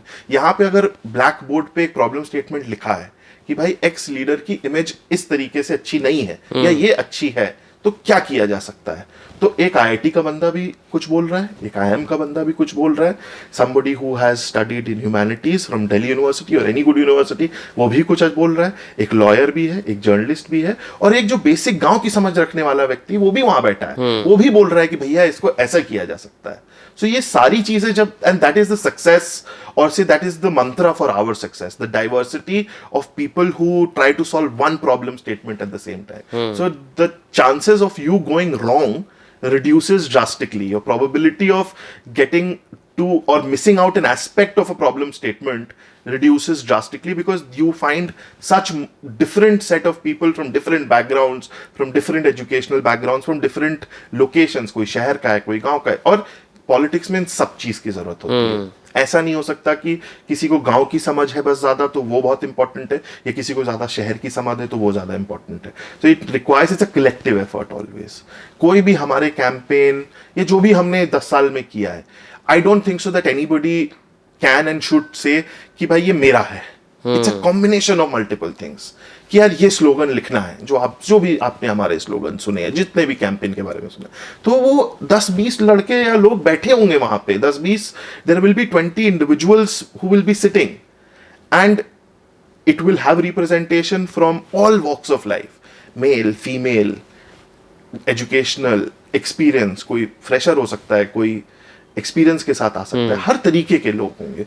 So that gives the most holistic experience for anyone who comes, and that is what I will say has been the root cause or mantra of a success of what we do. कुछ specific trait देखे हैं क्या आपने कि ये लोग बहुत अच्छा करते हैं पॉलिटिकल कंसल्टिंग में काम? 2 या 3 तरीके की चीजें हैं जो मुझे ऐसा लगता है। जैसे मैंने आपको पहले हमने कहा कि chaos है ये, तो your ability to function in that chaos, there are a lot of people, and not for their fault, there are a lot of people जो स्ट्रक्चर्ड तरीके से काम करने में बहुत अच्छा करेंगे। उनको आप बताइए कि, और आप कितना भी कठिन काम वो एमएनसी टाइप की कंपनीज में अच्छे कितना भी डिफिकल्ट काम करा लो आप उनसे, they will be able to do it. आप बोलो कि भाई हमको एक्स लोकेशन से वाई लोकेशन जाना है, it must be an impossible task, तुम्हारे पास 60 दिन है करने के लिए, उसको यूजुअली करने के लिए 120 लगते हो। You will find such people who will find the solution, but उनको पता है कि भाई ये 60 दिन मुझे ये काम करना है। That is one category of people. The other category of people, जिनको अगर आपने वो बोल दिया कि 60 दिन तक ये करना है, तो वो 5 ही दिन में बोर हो जाएंगे। उन्होंने लगा भाई कुछ नया लेके आओ। That kind of people who have the niche, or say the idea, or they want to do things in a very different way all the time, वो लोग ज्यादा सक्सेसफुल रहते हैं। क्योंकि आप एक बहुत chaotic environment में हो, आप क्या कर रहे हो, कहां पे क्या चीज एड अप होगी, you would not know, because your result is only going to come after 2 years when you see the result. So from that point of view, people who are agile, who are flexible in their mind, and curious in their mind, and people who can surrender, in the sense surrender to the extent that यार ये चीज हमें आती नहीं है, हाँ मैं एक बहुत अच्छा इंजीनियर या मैनेजमेंट का बंदा हूं, मुझे ये 5 स्किल सेट्स आते हैं, भाई तुम बताओ ये 5 स्किल सेट मैं कहाँ यूज करूं। और हर तरीके के लोग, and that is how we grow, and that is how we improve. Every new person who surrenders and sees कि अच्छा ये प्रोसेस होता है यार करने का, मेरे पास ये स्किल सेट है, मैंने ये ऐप बनाया था, या मैंने ये एक चीज मेरे को आती है यार, इसको ऐसे कर सकते हैं क्या, and we are open to that kind of discussion. That is why in our teams there are no say glass ceilings of within teams. People move from teams as in wish. I mean, depending on the nature, but it's a free opportunity for people to do that. Barring very specific skill sets. अब कोई data analysis है तो वो data analysis ही करना चाहेगा, या हम उससे वही करवाना चाहेंगे largely speaking. But other parts of the organization are very fluid in that nature. तो अगर आप मुझसे पूछोगे तो curiosity, ability to function in unstructured environment, that is the most important aspect. अगर आप में वो आपने सीख लिया है, तो फिर then you are very successful within an organization, at least in a political consultancy. Unstructured usually leads to a little bit of unstructured work-life balance also. Of course. Is that a trait that person who is getting into this expect कि यार work-life balance थोड़ा सा हिला होगा? मतलब थोड़ा सा will be an understatement. अच्छा, मैं तो फिर भी जानबूझ के थोड़ा ही बोल रहा था। हाँ मतलब जो सच है मैं वही। हाँ। Unfortunately, the space in which we are in, it never stops. So, I mean, I would not want to glorify this, but it's a necessary hazard of the job which we do. Politics doesn't stop on Sunday. Right. ऐसा नहीं है कि 8 बज गए अगर तो घर चले जाओ, पॉलिटिकल चीजें होना बंद हो जाएंगी। आप घर जा सकते हो, आप घर जाओ, कोई दिक्कत नहीं है उसमें, लेकिन you don't know what is going to happen after 8 PM and what is the requirement. So that kind of uncertainty yes does of course lead to a lot of limitations in trying to set patterns for yourself which one calls as work life balance. मुश्किल है थोड़ा, it requires a lot of sacrifice on that front. मैं खुद अपनी बात करूं तो 10 साल से मेरे में कोई वर्क लाइफ बैलेंस नहीं है। And I mean, at least for myself, I won't trade this off with anything else. You won't trade. I won't trade. What I have lived in 10 years, I won't trade this with anything else. So yes, but then nobody is claiming in this field, at least not IPAC or at least our organization, that we will be able to provide you a structured environment where you punch in at 9 a.m. और आप 8 बजे घर जा सकते हो। वो हम नहीं दे सकते। And that is a necessary hazard of this industry. We are improving. Say 10 years back, what we would be. Now 10 years down the line, we would be much better in trying to give more leeway or trying to give more structured or better structured environment, क्योंकि हमने भी सीखा है, लोगों से सीखा है, काम कर करके सीखा है। किसी को ये आता नहीं था पहले, किसी को भी नहीं आता था। जब हमने ये चालू किया था तो किसी को नहीं आता था, इंडिया में ही किसी को नहीं पता था कि ऐसी चीज होती है। तो हमने भी 10 साल में कर करके सीखा है, हमसे लोगों ने सीखा, हमने लोगों से सीखा है। And everybody who has come and worked, whether for 6 months, for 1 year, for 2 years, for 5 years, for 3 years, they have given something to this setup or to this field, to IPAC, and maybe IPAC hopefully had been able to provide them something valuable for them to take something forward in their career. आपने बोला कि हमें भी नहीं आता था 10 साल पहले, राइट? क्यों गए इसके अंदर? What made you get into this consulting? So like I said, कि ये जो consulting, lack of better word, जैसे मैंने पहले कहा था, उस समय नाम नहीं था कोई। It was an experiment, purely an experiment. 2013 के आसपास ये चालू हुआ वर्ड ऑफ माउथ से कि भाई there can be a requirement of a professional team, जो कि प्राइम मिनिस्टर, उस समय चीफ मिनिस्टर थे, वो गुजरात के हैं, वो कुछ प्रोफेशनल्स के साथ काम करना चाह रहे हैं, एंड कोई इंटरेस्टेड हो तो कर सकता है। एंड इट वाज नॉट कुछ ऐसा था नहीं, it was just word of mouth. आपने कहीं से सुना? हाँ, मतलब मेरे पीयर ने किसी And you were working? I was a lawyer practicing in the Delhi in the Supreme Court. So you got to know कि ऐसे ऐसे opportunity type है। हाँ, तो जितने भी लोग आए थे, I'm just not talking about myself, whoever was part of, whoever had become part, वो सबके लिए एक्सपेरिमेंट था वो। कोई अपना कंसल्टिंग का जॉब छोड़ के आया, या कोई सिर्फ सबैटिकल लेके आया, कोई हो गया कि बोर हो गया वो काम कर करके, उसने कहा कि भाई ये कुछ इंटरेस्टिंग दिख रहा है। Bottom line being that where there was a politician who was willing to give you some kind of platform for professionals to participate in it. There was nothing else apart from it. इस promise के अलावा कि भाई आप इस political affair, politics के structure में आप आके काम करिए, आपके जेब खर्च का पैसा available होगा, खाने पीने की व्यवस्था होगी, रहने के लिए छत होगी, ये 3 चीजें आपको मुहैया हो जाएंगी। कपड़ा मकान आपका इंश्योर हो गया, इंश्योर होगा। Are you interested? तो most of the people, in fact everyone largely speaking, would have taken a pay cut, would have left something, say, more glorious in their career at that time, left and came. And that is how that group got created, and it included me and many others.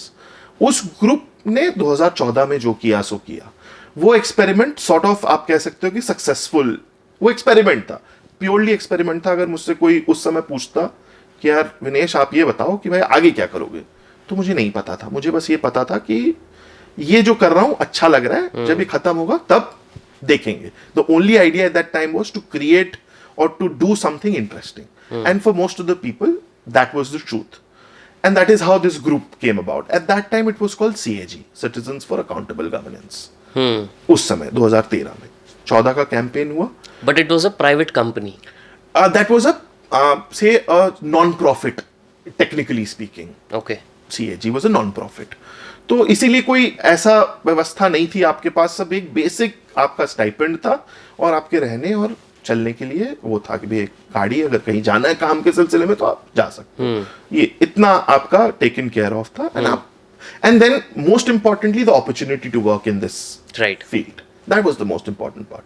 कोई bore होके आ गया था, कोई सिर्फ interest. कितने लोग थे उस समय? तो स्टार्टिंग में करीब 50 से 100 लोग के आसपास थे। धीरे-धीरे, हाँ, लार्जली ऑल प्रोफेशनल्स, एवरीबॉडी। मतलब उसमें आप कह सकते हो कि कोई 2 साल के एक्सपीरियंस के साथ होगा, कोई एकदम फ्रेशर ही होगा, 3 ही महीने नौकरी चालू करी, उसका बोर हो गया है, जो भी हुआ आ गया। But all usually came through referrals और network. There was no public हाँ हाँ ऐसा कहीं सब अप्लाई एक दूसरे करने की, को- हाँ उनने कहा कि यार भाई ये अच्छा है करोगे, तो किसी ने बैठा, किसी ने बताया, किसी ने कुछ किया. It's not a usual startup story कि भाई 3 दोस्त बैठे, 5 दोस्त बैठे, उनको कि ये हमारा आइडिया है, आइडिया इंडिया में ये गैप है. हाँ ये गैप है, ये ऐसा कुछ नहीं था. हाँ, बहुत लोग पूछते हैं, ऐसा कुछ नहीं था. It was an experiment, what I would say, कि लोग आए और उन्होंने सरेंडर कर दिया कि भाई चलो देखते हैं, देखेंगे क्या होता है, और वैसे चालू हुआ. 2014 में बहुत मजा आया, जो किया बहुत मजा आया, लगा कि कुछ कंट्रीब्यूट किया, हमें लगा. But of course it was a huge victory, it was a watershed moment in terms of technology being used in politics, in terms of a new government, in terms of the number or a majority government in India. A lot of things changed. New power, new leader, and we also contributed in that. At least that much in terms of idea, in terms of things which happened at that time. तो ये हो गया, ये एक chapter हुआ, लगा कि हाँ भाई कुछ कंट्रीब्यूट किया. बट मतलब वो तो गंगा बह रही थी, तो सबने अपना अपना कुछ योगदान दिया. हाँ. लेकिन कुछ का कहना था कि भाई कुछ ने सिर्फ हाथ धो लिए, गंगा तो बह ही रही थी.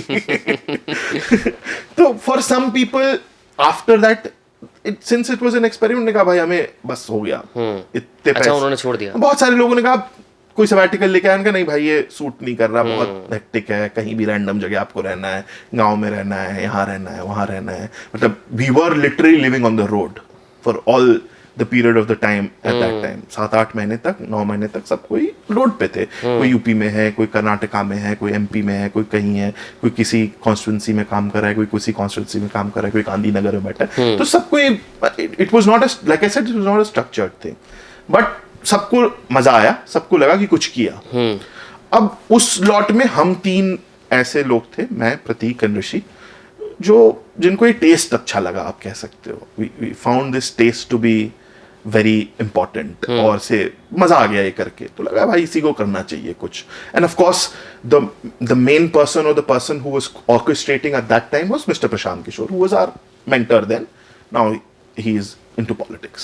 तो लगा कि यार ये सही है, इसको करें. And then came IPAC in 2015, which was a much more professional organization. Which you 3 started. Yes, the 3 of us started. Which was a professional setup, जिसमें आइडिया ही ये था कि भाई इसी काम को आगे बढ़ाना है in a more professional way.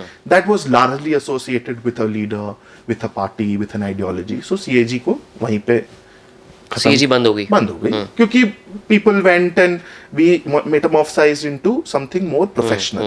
क्योंकि वहां पे वो एक पार्टी के लिए बनी थी, एक लीडर के लिए बनी थी, एक आइडियोलॉजिकल बेंट के लिए बनी थी. We learned that probably this would, if you have to do this professionally, then it has to be bipartisan. It cannot be for a party, it cannot be for a leader. Were they okay with it कि भाई हमने तुम्हें एक किस्म से एक जरिया दिखाया? Very magnanimous in that way. आप मतलब ऑफ कोर्स अभी तक कर रहे हैं, ये कर पा रहे हैं, तो ओके ही होंगे. बट आपने जैसे कैंपेन की बात की, कि मैं थोड़ा सा कैंपेन पे पूछना चाहूँगा कि 2013 में शुरुआत हुई CAG की, जिसकी वजह से आप कह सकते हो कि आपने अपने प्रोफेशनल कंसल्टिंग का करियर शुरू किया इन ए वे. एंड 2014 में कैंपेन हुआ बीजेपी का, और ऑब्वियसली विक्ट्री हुई, राइट. अब मैं सिर्फ कंसल्टिंग पॉइंट ऑफ व्यू से पूछना चाहूँगा कि ऐसा क्या आप लोगों ने कंट्रीब्यूट किया या क्या प्रोफेशनली समझा जिसने मे बी थोड़ा बहुत, if not 100%, may be 5%, 10%, 2%, what ever percentage analysis कर लो, जैसे भी करना है, मे बी थोड़ा बहुत कंट्रीब्यूशन जो भी किया, गंगा में जो भी योगदान दिया, क्या था वो? इन 2014 एंड 2024 में 2 बहुत अलग सिनेरियोज हैं. 14 में टेक्नोलॉजी का use was the brainchild, or say the ideas for that or execution for that largely came from this team. We were probably those set of people who would think of multiple ways to connect and reach to the maximum people. Examples दो ना थोड़े. Example, जैसे आपने सुना है, सब कोई जानते हैं 3D hologram rally, उसके बाद कभी हुई नहीं. So before that 3D hologram के माध्यम से किसी भी तरीके का एड्रेस या किसी भी तरीके से रीच आउट करना only used to happen in foreign countries and by huge say musicians or actors and actresses, people like those, celebrity driven ज़्यादा था वो, concerts जो करते थे. और वो भी largely to my understanding एक लोकेशन में अगर वो कर रहे हैं जहाँ पे लाइव हो रहा है, वो एक और कहीं 3D के माध्यम से रेप्लिकेट हो रही है, 1 या 2 जगह. So that was the concept, which of course was brought in India, thought that how to utilize that. The basic tenet of that was that that campaign was how you could make Mr. Modi available in maximum places. And the best technological way to do it was through making him appear out of thin air. Making Mr. Modi appear out of thin air. That was the idea. कि भाई कहीं पे भी अगर वो देख रहे हैं, टीवी पे तो देख ही रहे हैं, बट उनको कैसे एक्सपीरियंस मिले कि the prime ministerial candidate mister Narendra Modi is speaking in my village और इन माय स्क्वायर या मेरे चौराहे पे बात कर रहे हैं, वो कैसे एक्सपीरियंस क्रिएट किया जाए. तो ये 3D होलोग्राम का आइडिया लाया गया. उसका सबसे बड़ा टेक्नोलॉजिकल चैलेंज ये था to use a huge setup. तो अगर एक जगह बोल रहे हैं आप, दो जगह कर रहे हो, तो उसका फायदा नहीं है इंडिया में, because India such a huge vast country. Unless and until you are doing it at a much more bigger scale, till then only you have an advantage of that. So to use that technology and to utilize that technology which can be compressed in a smaller form, which can make this event happen at 1,000 locations, 1,500 locations At the same time. at the same time, where Mr. Modi is speaking from one location, but the 3D hologramic figure of his speaking the same thing is appearing in 1,000 different locations across the country. That was the addition to execute, to finalize, to find out, and to get this done. Of course, the technology part of it, that came largely From outside. yes from outside, and it was a contribution if I were to be pointing out the exact contribution. कि भाई ये हम लोगों ने contribute किया. Secondly अगर आप मुझसे पूछोगे, अगर मैं रिसर्च और डेटा पे भी पूछूं साथ में, बिल्कुल उस पे भी एक एग्जांपल दे पाओ तो. रिसर्च और डेटा में बिफोर 2014 लार्जली इंडिया में पॉलिटिक्स की समझ तब भी थी लोगों पे, तब भी सब था, ऐसा नहीं था कि कोई हमने कोई बहुत ऐसी चीज लोगों को बता दी जो उन्हें पता नहीं था, but it was largely anecdotal based. Okay. मैं 20 साल से पॉलिटिक्स में हूं, तो मुझे इस कॉन्स्टिट्यूएंसी का या इस एरिया का या इस राज्य के various social and other divisions पता है कि भाई इतनी कास्ट के लोग हैं, इनका वोटिंग पैटर्न ये है, इनका ये है, उनका वो है, but it was largely anecdotal. It was not data driven. What we did was we synthesized or we put publicly available data of 6 elections previous to that election, and then we created a model which we call a retro model. Basically a model retrospectively based model, जो retrospective data पे based है, वो model create किया गया जिससे कि ये पता लगाया जा सके कि ये constituency on the basis of the retro model whether it will be categorized as safe, difficult, battleground, or easy. I mean, those kind of categorizations were done. So use of data in that way was probably the first time it has happened, wherein that data was not only limited to the people at the top level, it was also passed on to the people who are actually executing these campaigns at the grassroots level, at a parliamentary constituency level, or maybe a district level person is doing it. उनको भी ये data available कराया गया. Not at a constituency level, this categorization was also done for each booth.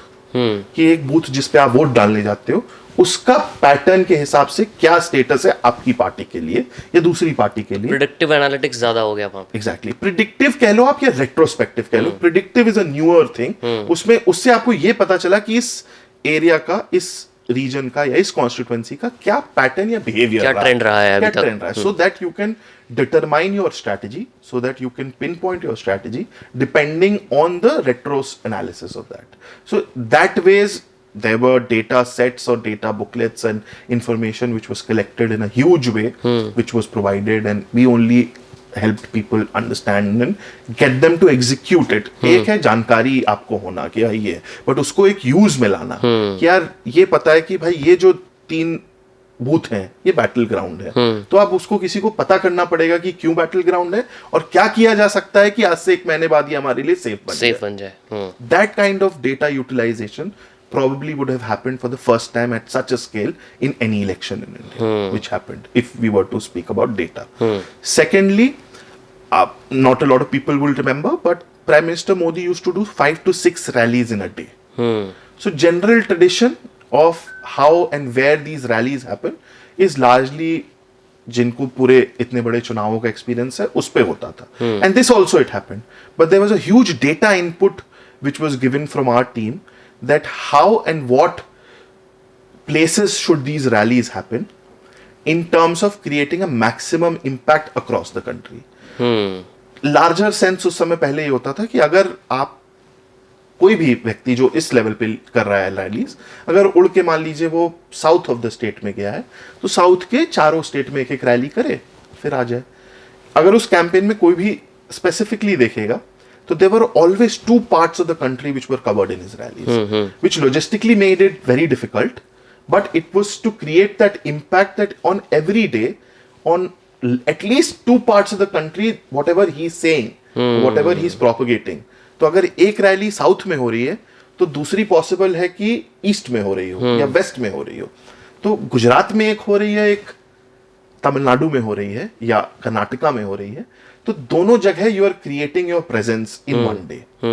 You are not limiting your presence to just south. Again, that pattern will be repeated over the course of time. In that, mapping each and every location, because you are logistically making it difficult, because आप उड़ के इधर से जा रहे हो, and not every place can land such places. So to map all of these such locations, कि कहाँ पे बड़ा प्लेन लैंड हो सकता है, कहाँ पे आपके इंडिया में वो पॉइंट है जहाँ पे बड़ा प्लेन लैंड होगा, रैली लोकेशन कितनी दूर है, what could be a possible way to reach such a rally location, whether it's going to be a helicopter, whether it's going to be by car, how it's going to happen. And at the end of the day, after completing all of these 4 or 5 events, how is he able to come back to Gandhinagar or Delhi at the end of the day, because he also used to have organizational meetings at the end of the day. So ये data का use करके, mapping करके, in 2014 was created our team had created a model in which this was used. But convince करना easy था कि मतलब क्योंकि first time हो रहा है, कोई पॉलिटिशियन और पार्टी 10-15 साल से एक ही चीज कर रहे हैं, उनको चेंज करना. Biggest advantage with us was कि ये उनके थॉट प्रोसेस से सेट हुआ था कि ये लोग मेरी मदद कर सकते हैं. सो वी हैड द बाइन at the top most level. Got it. And probably we would have done some things which had gradually made his belief in this kind of team or people more. Maybe. But of course at the grassroots level, it was very difficult. मैंने आपको कहा कि मैं 30 साल का हूँ और उसका पॉलिटिकल करियर 30 साल का है जो सामने मेरे व्यक्ति बैठा है. How do I make him convince? And at that time, अभी तो we have an advantage that we are a brand. हम अपने विक्ट्री के रिजल्ट से जा रहे हैं. उस समय तो कोई नहीं जानता था. तो we only used to get that half an hour 45 minute time with a politician. उसी में आपको अपनी यूटिलिटी कंफर्म कर देनी है उसको. वो 45 मिनट आपको सेंट्रली मिल जाते थे. 1 घंटा आपको मिल जाता था कि वो पॉलिटिशियन आपके साथ बैठेगा, एमपी कैंडिडेट, और सुनेगा आपकी बात. उस 1 घंटे या 45 मिनट में आप क्या ऐसा बोल सकते हो? What is that you can tell him or her in that 1 hour 45 minutes where that person feels that okay, ये जो भी कह रहे हैं, it's useful for me to win the elections. And you will find all kind of people. You will find educated candidates. You will find traditional candidates. You will find candidates who don't believe in all of this. Who you will find candidates who are super enthusiastic. पढ़ा लिखा कोई है तो उसको लगता है कि अरे 2 लोग ऐसे पढ़ लिखे आए जो मुझे बता रहे हैं, तो tell me more. But you will find such variety of people. So that was a challenge. But then, of course, sort of overcame at most of the places. The entire team. 1-2 campaigns और पूछते हैं. Okay. Although I've taken so much of your time. Already हमें 1.5 घंटा हो गया. But ऐसा feel नहीं हो रहा मुझे तो. तो मुझे ये समझना है कि आपने बोला कि यार अब तो ब्रांड बन गए हैं और अब बहुत सारे कैंपेन्स होंगे, विन्स हैं जो दिखा सकते हैं, राइट? अगर मैं basis of 10 years of working in IPAC and leading so many of campaigns, कुछ ऐसे 1-2 नोटेबल कैंपेन्स अगर आप मुझे बताओ, और मैं ये नहीं बात कर रहा उसमें कि किस पॉलिटिशियन ने क्या किया और उसकी वजह से क्यों हुआ, मैं सिर्फ political consulting point of view से पूछूंगा हर चीज़ आपसे. क्या कि अगर इस कैंपेन की अगर हम बात करते हैं, जैसे कुछ मैंने कैंपेन्स आपके देखे जो आपके वेबसाइट पे ही पब्लिक लिखे हुए हैं, ठीक है, मैं उन्हीं की ही बात करता हूँ आपसे. एक तो हमारा है दिल्ली इलेक्शंस का, केजरीवाल की 10 गारंटीज़ की जो हम बात कर रहे हैं, वो कैंपेन आपने लिखा हुआ है. तो वो जो चीज़ है, वो जो फ्रेज़ है केजरीवाल की 10 गारंटी, आई एम श्योर किसी डेटा से निकल के आया होगा. अगर मैं कंसल्टिंग पॉइंट ऑफ व्यू से समझना चाहूँ, क्या ऐसी इंसाइट्स निकाली कि जिससे ये कैंपेन एग्जीक्यूट एंड प्लान हुआ? तो आप अगर देखोगे तो generally whichever campaign we work on, whether it is Mr. Kejriwal's campaign in 2020 or any other campaign, there is a pattern in which we restrict our promises or for say manifesto, जो भी आप कहना चाहते हो, to a very limited number of things. Okay Very limited, and that is purely data driven. When I say limited, 10 guarantee ही क्यों, 11 क्यों नहीं, specific number है 11 क्यों नहीं, 12 क्यों नहीं, 15 क्यों नहीं, और गारंटी ही क्यों नहीं, कुछ भी हो सकता है, 10 ही क्यों? Because it drives more confidence in people when it gives a specific number to it. कि भाई ये 10 चीजें मैं करूंगा आपके लिए. These are the 10 things. So that becomes more important, that what do you place in those 10 or 7 if you see with our 2015 campaign in Bihar for Mr. Nitish Kumar, it was 7 निश्चय. So क्या आप वो 7 निश्चय नीतीश कुमार बोलें लोगों को, जनता को, कि उनको विश्वास हो कि ये 7 चीजें सही हैं, and it connects with largely all type of your audience.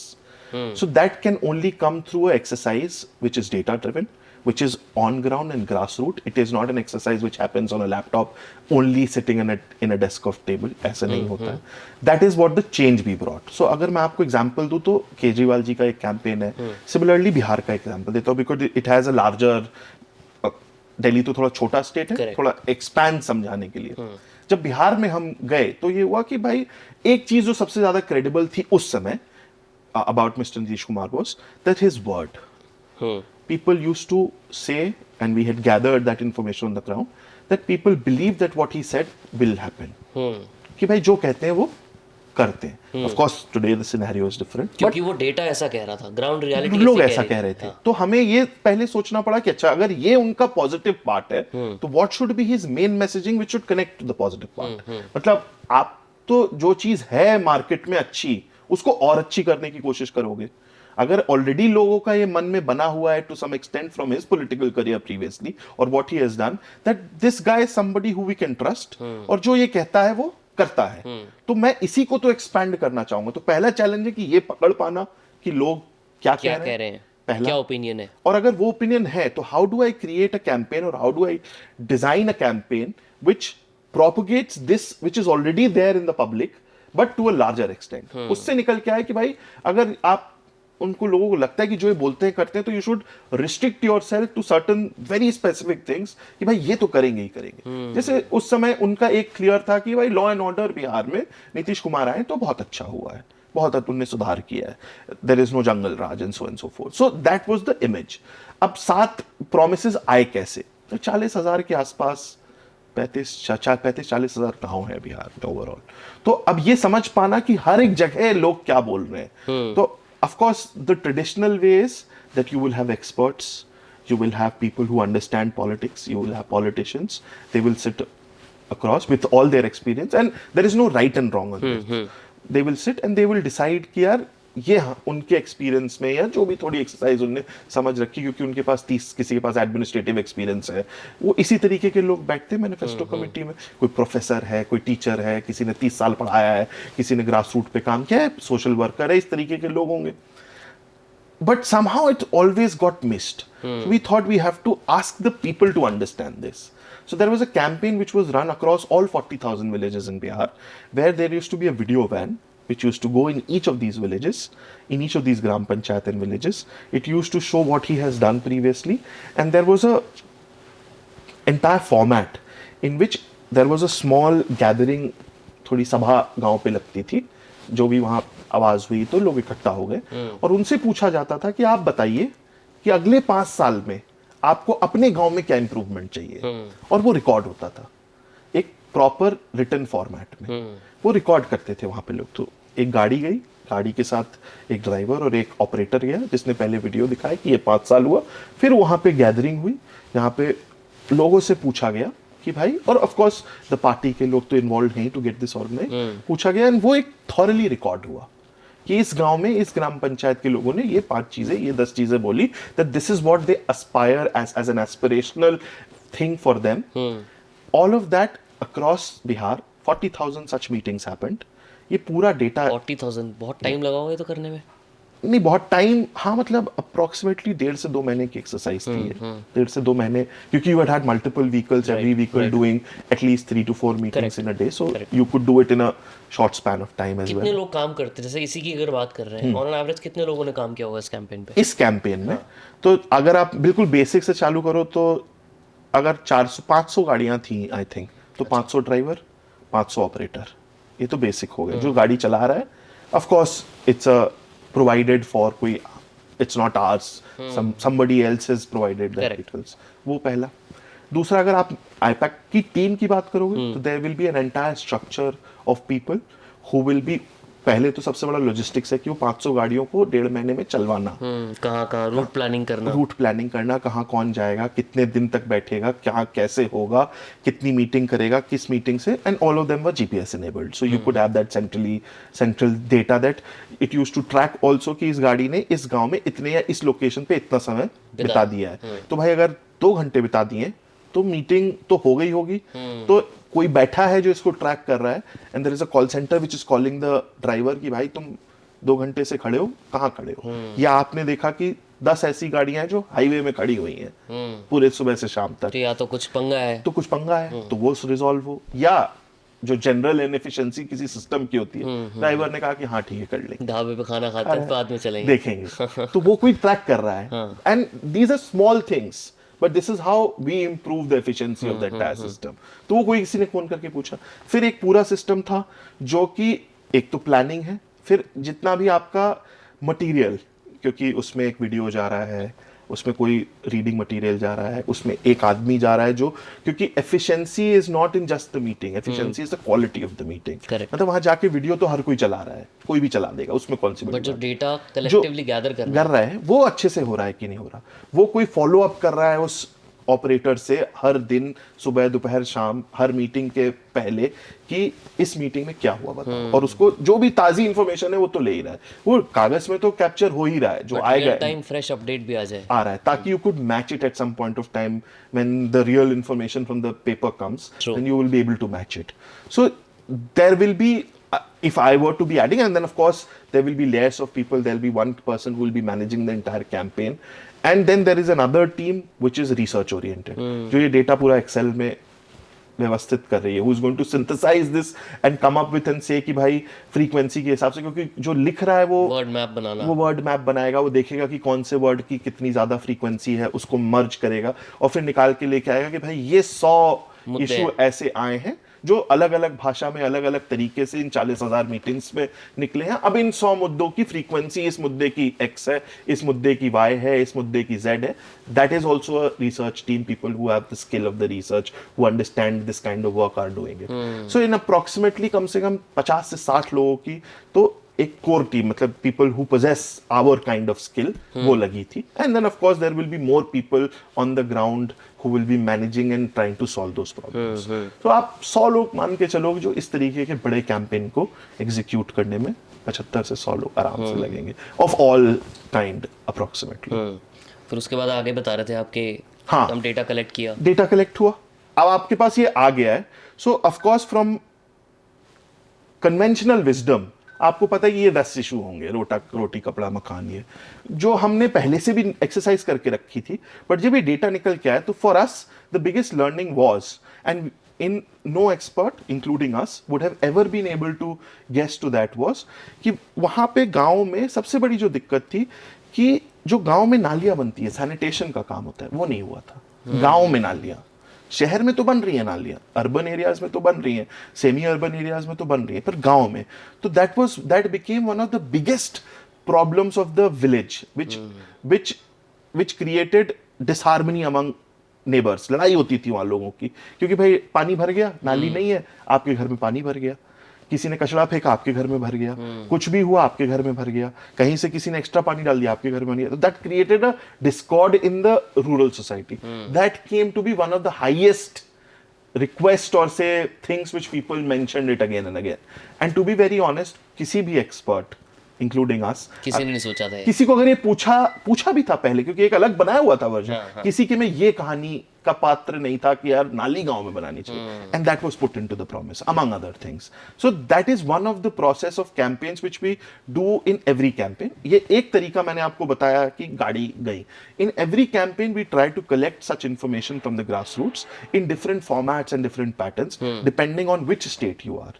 कहीं पे लैंग्वेज दूसरी तरीके से, and this is one of our USPs that we would want to add value in deciding that what should be the agenda and work on that agenda, popularize that agenda, that the party, the leader totally marries to that agenda. कि भाई 7 निश्चय अगर नीतीश जी ने बोले हैं तो ये 7 निश्चय will take the primary objective of the next government. Why? Because it is said by the public. It is not decided by me, him, or one person. It is their need. It is the people who are saying it, and that is the most basic tenet of, I will say, a democracy or democratic process.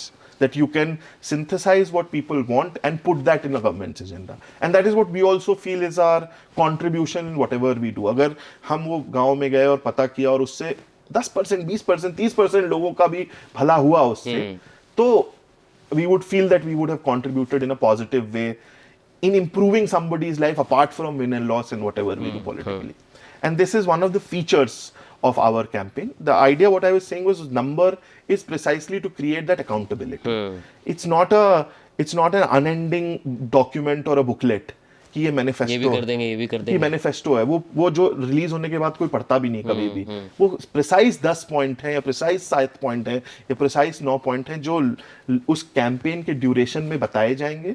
The leader will swear by it, and of course once he or she comes back into power they will have to, because people will remember कि ये 7 बोले थे या 6 बोले थे, 6 बोले थे, 5 बोले थे, जो बोलना है कि भाई ये हुआ कि नहीं हुआ, बाकी चीज तो है ही, ये हुए कि नहीं हुए. And that is what we feel is the biggest impact which we create in our new ecosystem of what we do in terms of campaigns. Amazing. मुझे बस एक बात ये बताओ एंड में. हाँ. अभी ज़्यादा टाइम नहीं लूँगा, मैं ये समझूंगा कि आईपैक ने ऑब्वियसली पैसा वैसा अगर इतना मोटिव होता तो आप शायद आते ही ना इसमें, क्योंकि आप जब उसमें आए थे तो पैसा तो कुछ था ही नहीं. सीएजी की अगर मैं बात करूं जिस टाइम आया था, मतलब वकील था यार तो कमा ही रहा था कुछ अच्छा. करेक्ट. तो पैसे से हट के क्या मिला आईपैक शुरू करके और इतनी 10 साल की जर्नी में? ऑन अ पर्सनल फ्रंट अगर आप मुझसे पूछोगे कि क्या गेन किया मैंने, तो like I said in my earlier conversation that I will not trade this for anything else. That is something which I can say as a summary. But as a whole अगर आप देखोगे तो 2 या 3 जो मुझे लगता है कि that is the biggest thing. जिस 10 साल में जिन तरीके के लीडर्स के साथ इंटरेक्शन हुआ, काम किया at the state level, at the national level, and seen decision making so closely, which affects millions of us, that process, that opportunity, and say have slight contribution in those decision making also, is something which I don't think so that whether I would have given this career or trade off this career with law, what I was doing, or any other career for that fact of matter, ये experience जो मैंने अभी gain कर लिया है 26 से 36 में, वो मुझे कोई और career दे पाता. Having to work and see closely such big leaders or such people at the highest of the pyramid in our country take those decisions which affect millions. What is their thinking? How do they think? And having to also an opportunity to contribute in that. I don't think so that I will be able to ever say कि ये मुझे किसी और career या किसी और opportunity ने दिया होता. So that is being the primary or major thing. Secondly, I would say अगर आप मुझसे पूछोगे तो as a whole इंडिया में करीब आज की डेट में देखोगे तो 780 के आसपास जिले हैं, districts. Entire country is divided into 70-80 administrative districts. In this 10 years of journey, working in different terrains, different states with different languages, different parts of the country, मतलब 40 से 50% जिले में खुद घूम चुका हूँ और घूम चुका हूँ, काम कर चुका हूँ, मिल चुका हूँ वहाँ के लोगों से, वहाँ की लैंग्वेज, वहाँ के एस्पिरेशन लोगों की, वहाँ के खाना, वहाँ का कल्चर, ये समझने का अपॉर्चुनिटी मिली है ये करके. आई don't think so that any field of work or any job for that fact of matter would have given me this opportunity, and this I rate very highly, because I feel one thing which you learn in this domain is life skills. आप जीवन कैसे जीना है, कैसे difficult situations में problem solving करनी है, this 10 years at least sets me for that. तो अगर मैं 40 से 50% जिले घूम चुका हूँ आज तक, and of course it's even just the start, what I'll say. It's just the beginning of largely, I'll say. So this is also unmatched.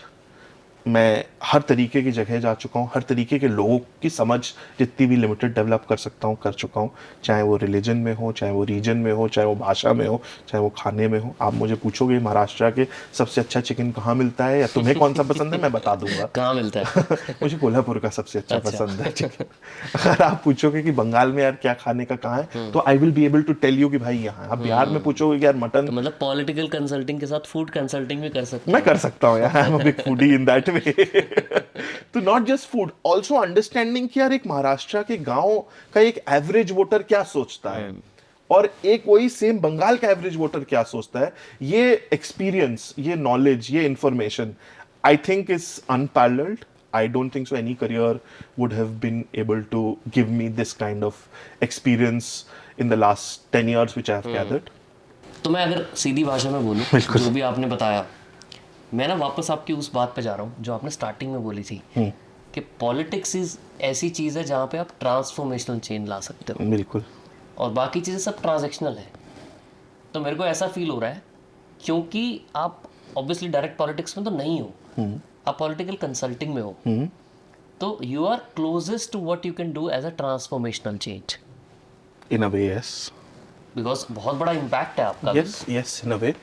जो ग्राउस रूट की प्रॉब्लम है, जिस तरीके से आपने मुझे कैंपेन की बात की बिहार की, अगर आप ना होते, मतलब कोई ना कोई तो और हो सकता है कर लेता, बट एटलीस्ट अगर मैं आपका कंट्रीब्यूशन बोलूँ तो वो जो समझना कि यार वो जो नालियाँ बननी थी लोगों के घरों के आसपास, उसकी वजह से सबसे बड़ा मेजर प्रॉब्लम था, अगर वो बना तो वो एक जो लोगों की लाइफ में इम्पैक्ट आया है, वो जरिया भी तो आप बने हो ना। ऑफ कोर्स इसी को हम कहीं ना कहीं अपना थोड़ा कंट्रीब्यूशन मानते हैं, apart from what is seen as outside that people who are helping a person to win और लूज, वो तो है ही, क्योंकि आप कंसल्टिंग में हो तो you are working with your client to make them what they want, and that is true for any kind of consulting. कोई बिजनेस कंसल्टिंग करता है तो भाई उसका प्रॉफिट, बट इसका इम्पैक्ट ट्रांसफॉर्मेशनल है। हाँ, तो इसीलिए that is why we also want to keep this essence going.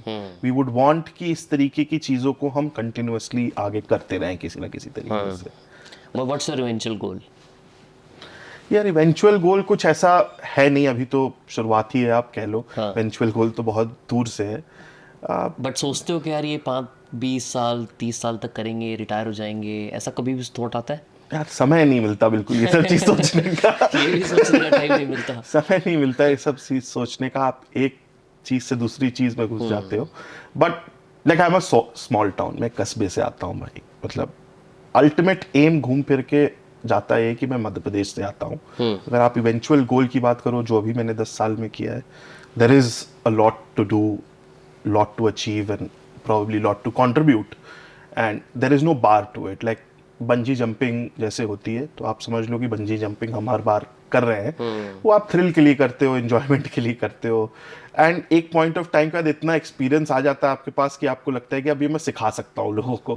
तो प्रॉब्ली उस स्टेज में मैं या हम आ चुके हैं कि आप सिखा सकते हो, किस देख लिया है. बट अल्टीमेटली एम ये है कि जिस एरिया से मैं आता हूँ, जहाँ से मैं बिलोंग करता हूँ, जिस स्टेट से बिलोंग करता हूँ, जिस गांव से बिलोंग करता हूँ, जिस जिले से बिलोंग करता हूँ, जो भी कर रहा हूँ या जो भी करूँ, अगर उसमें कुछ थोड़ा इंप्रूवमेंट कर पाऊँ. Unfortunately my district would be one of the most under developed districts in this country. My region is one of the worst in HDI or in development. So that is a prickly feeling always which is carried, कि आप देश दुनिया घूम रहे हो, बहुत कुछ कर रहे हो, बाकियों के लिए इतना कुछ कर रहे हो, and you're not able to do things which you would like to do at home. So अगर वो कर पाया किसी भी सेंस में, through this work, through some other work, that probably right now would be as rough sketch जो मेरे सामने है. कोई ऐसा एम एजेंडा नहीं है. From a consulting, from an IPAC organizational point of view, if we are able to add new things to our way of functioning, अगर कोई नई चीज़ हम कर सकें, if we are still those people who can think about new things and introduce newer things into political campaigning, how you communicate or how leaders communicate and how you take the feedback of people, and if we are able to do using technology, AI, up to that, the world is open.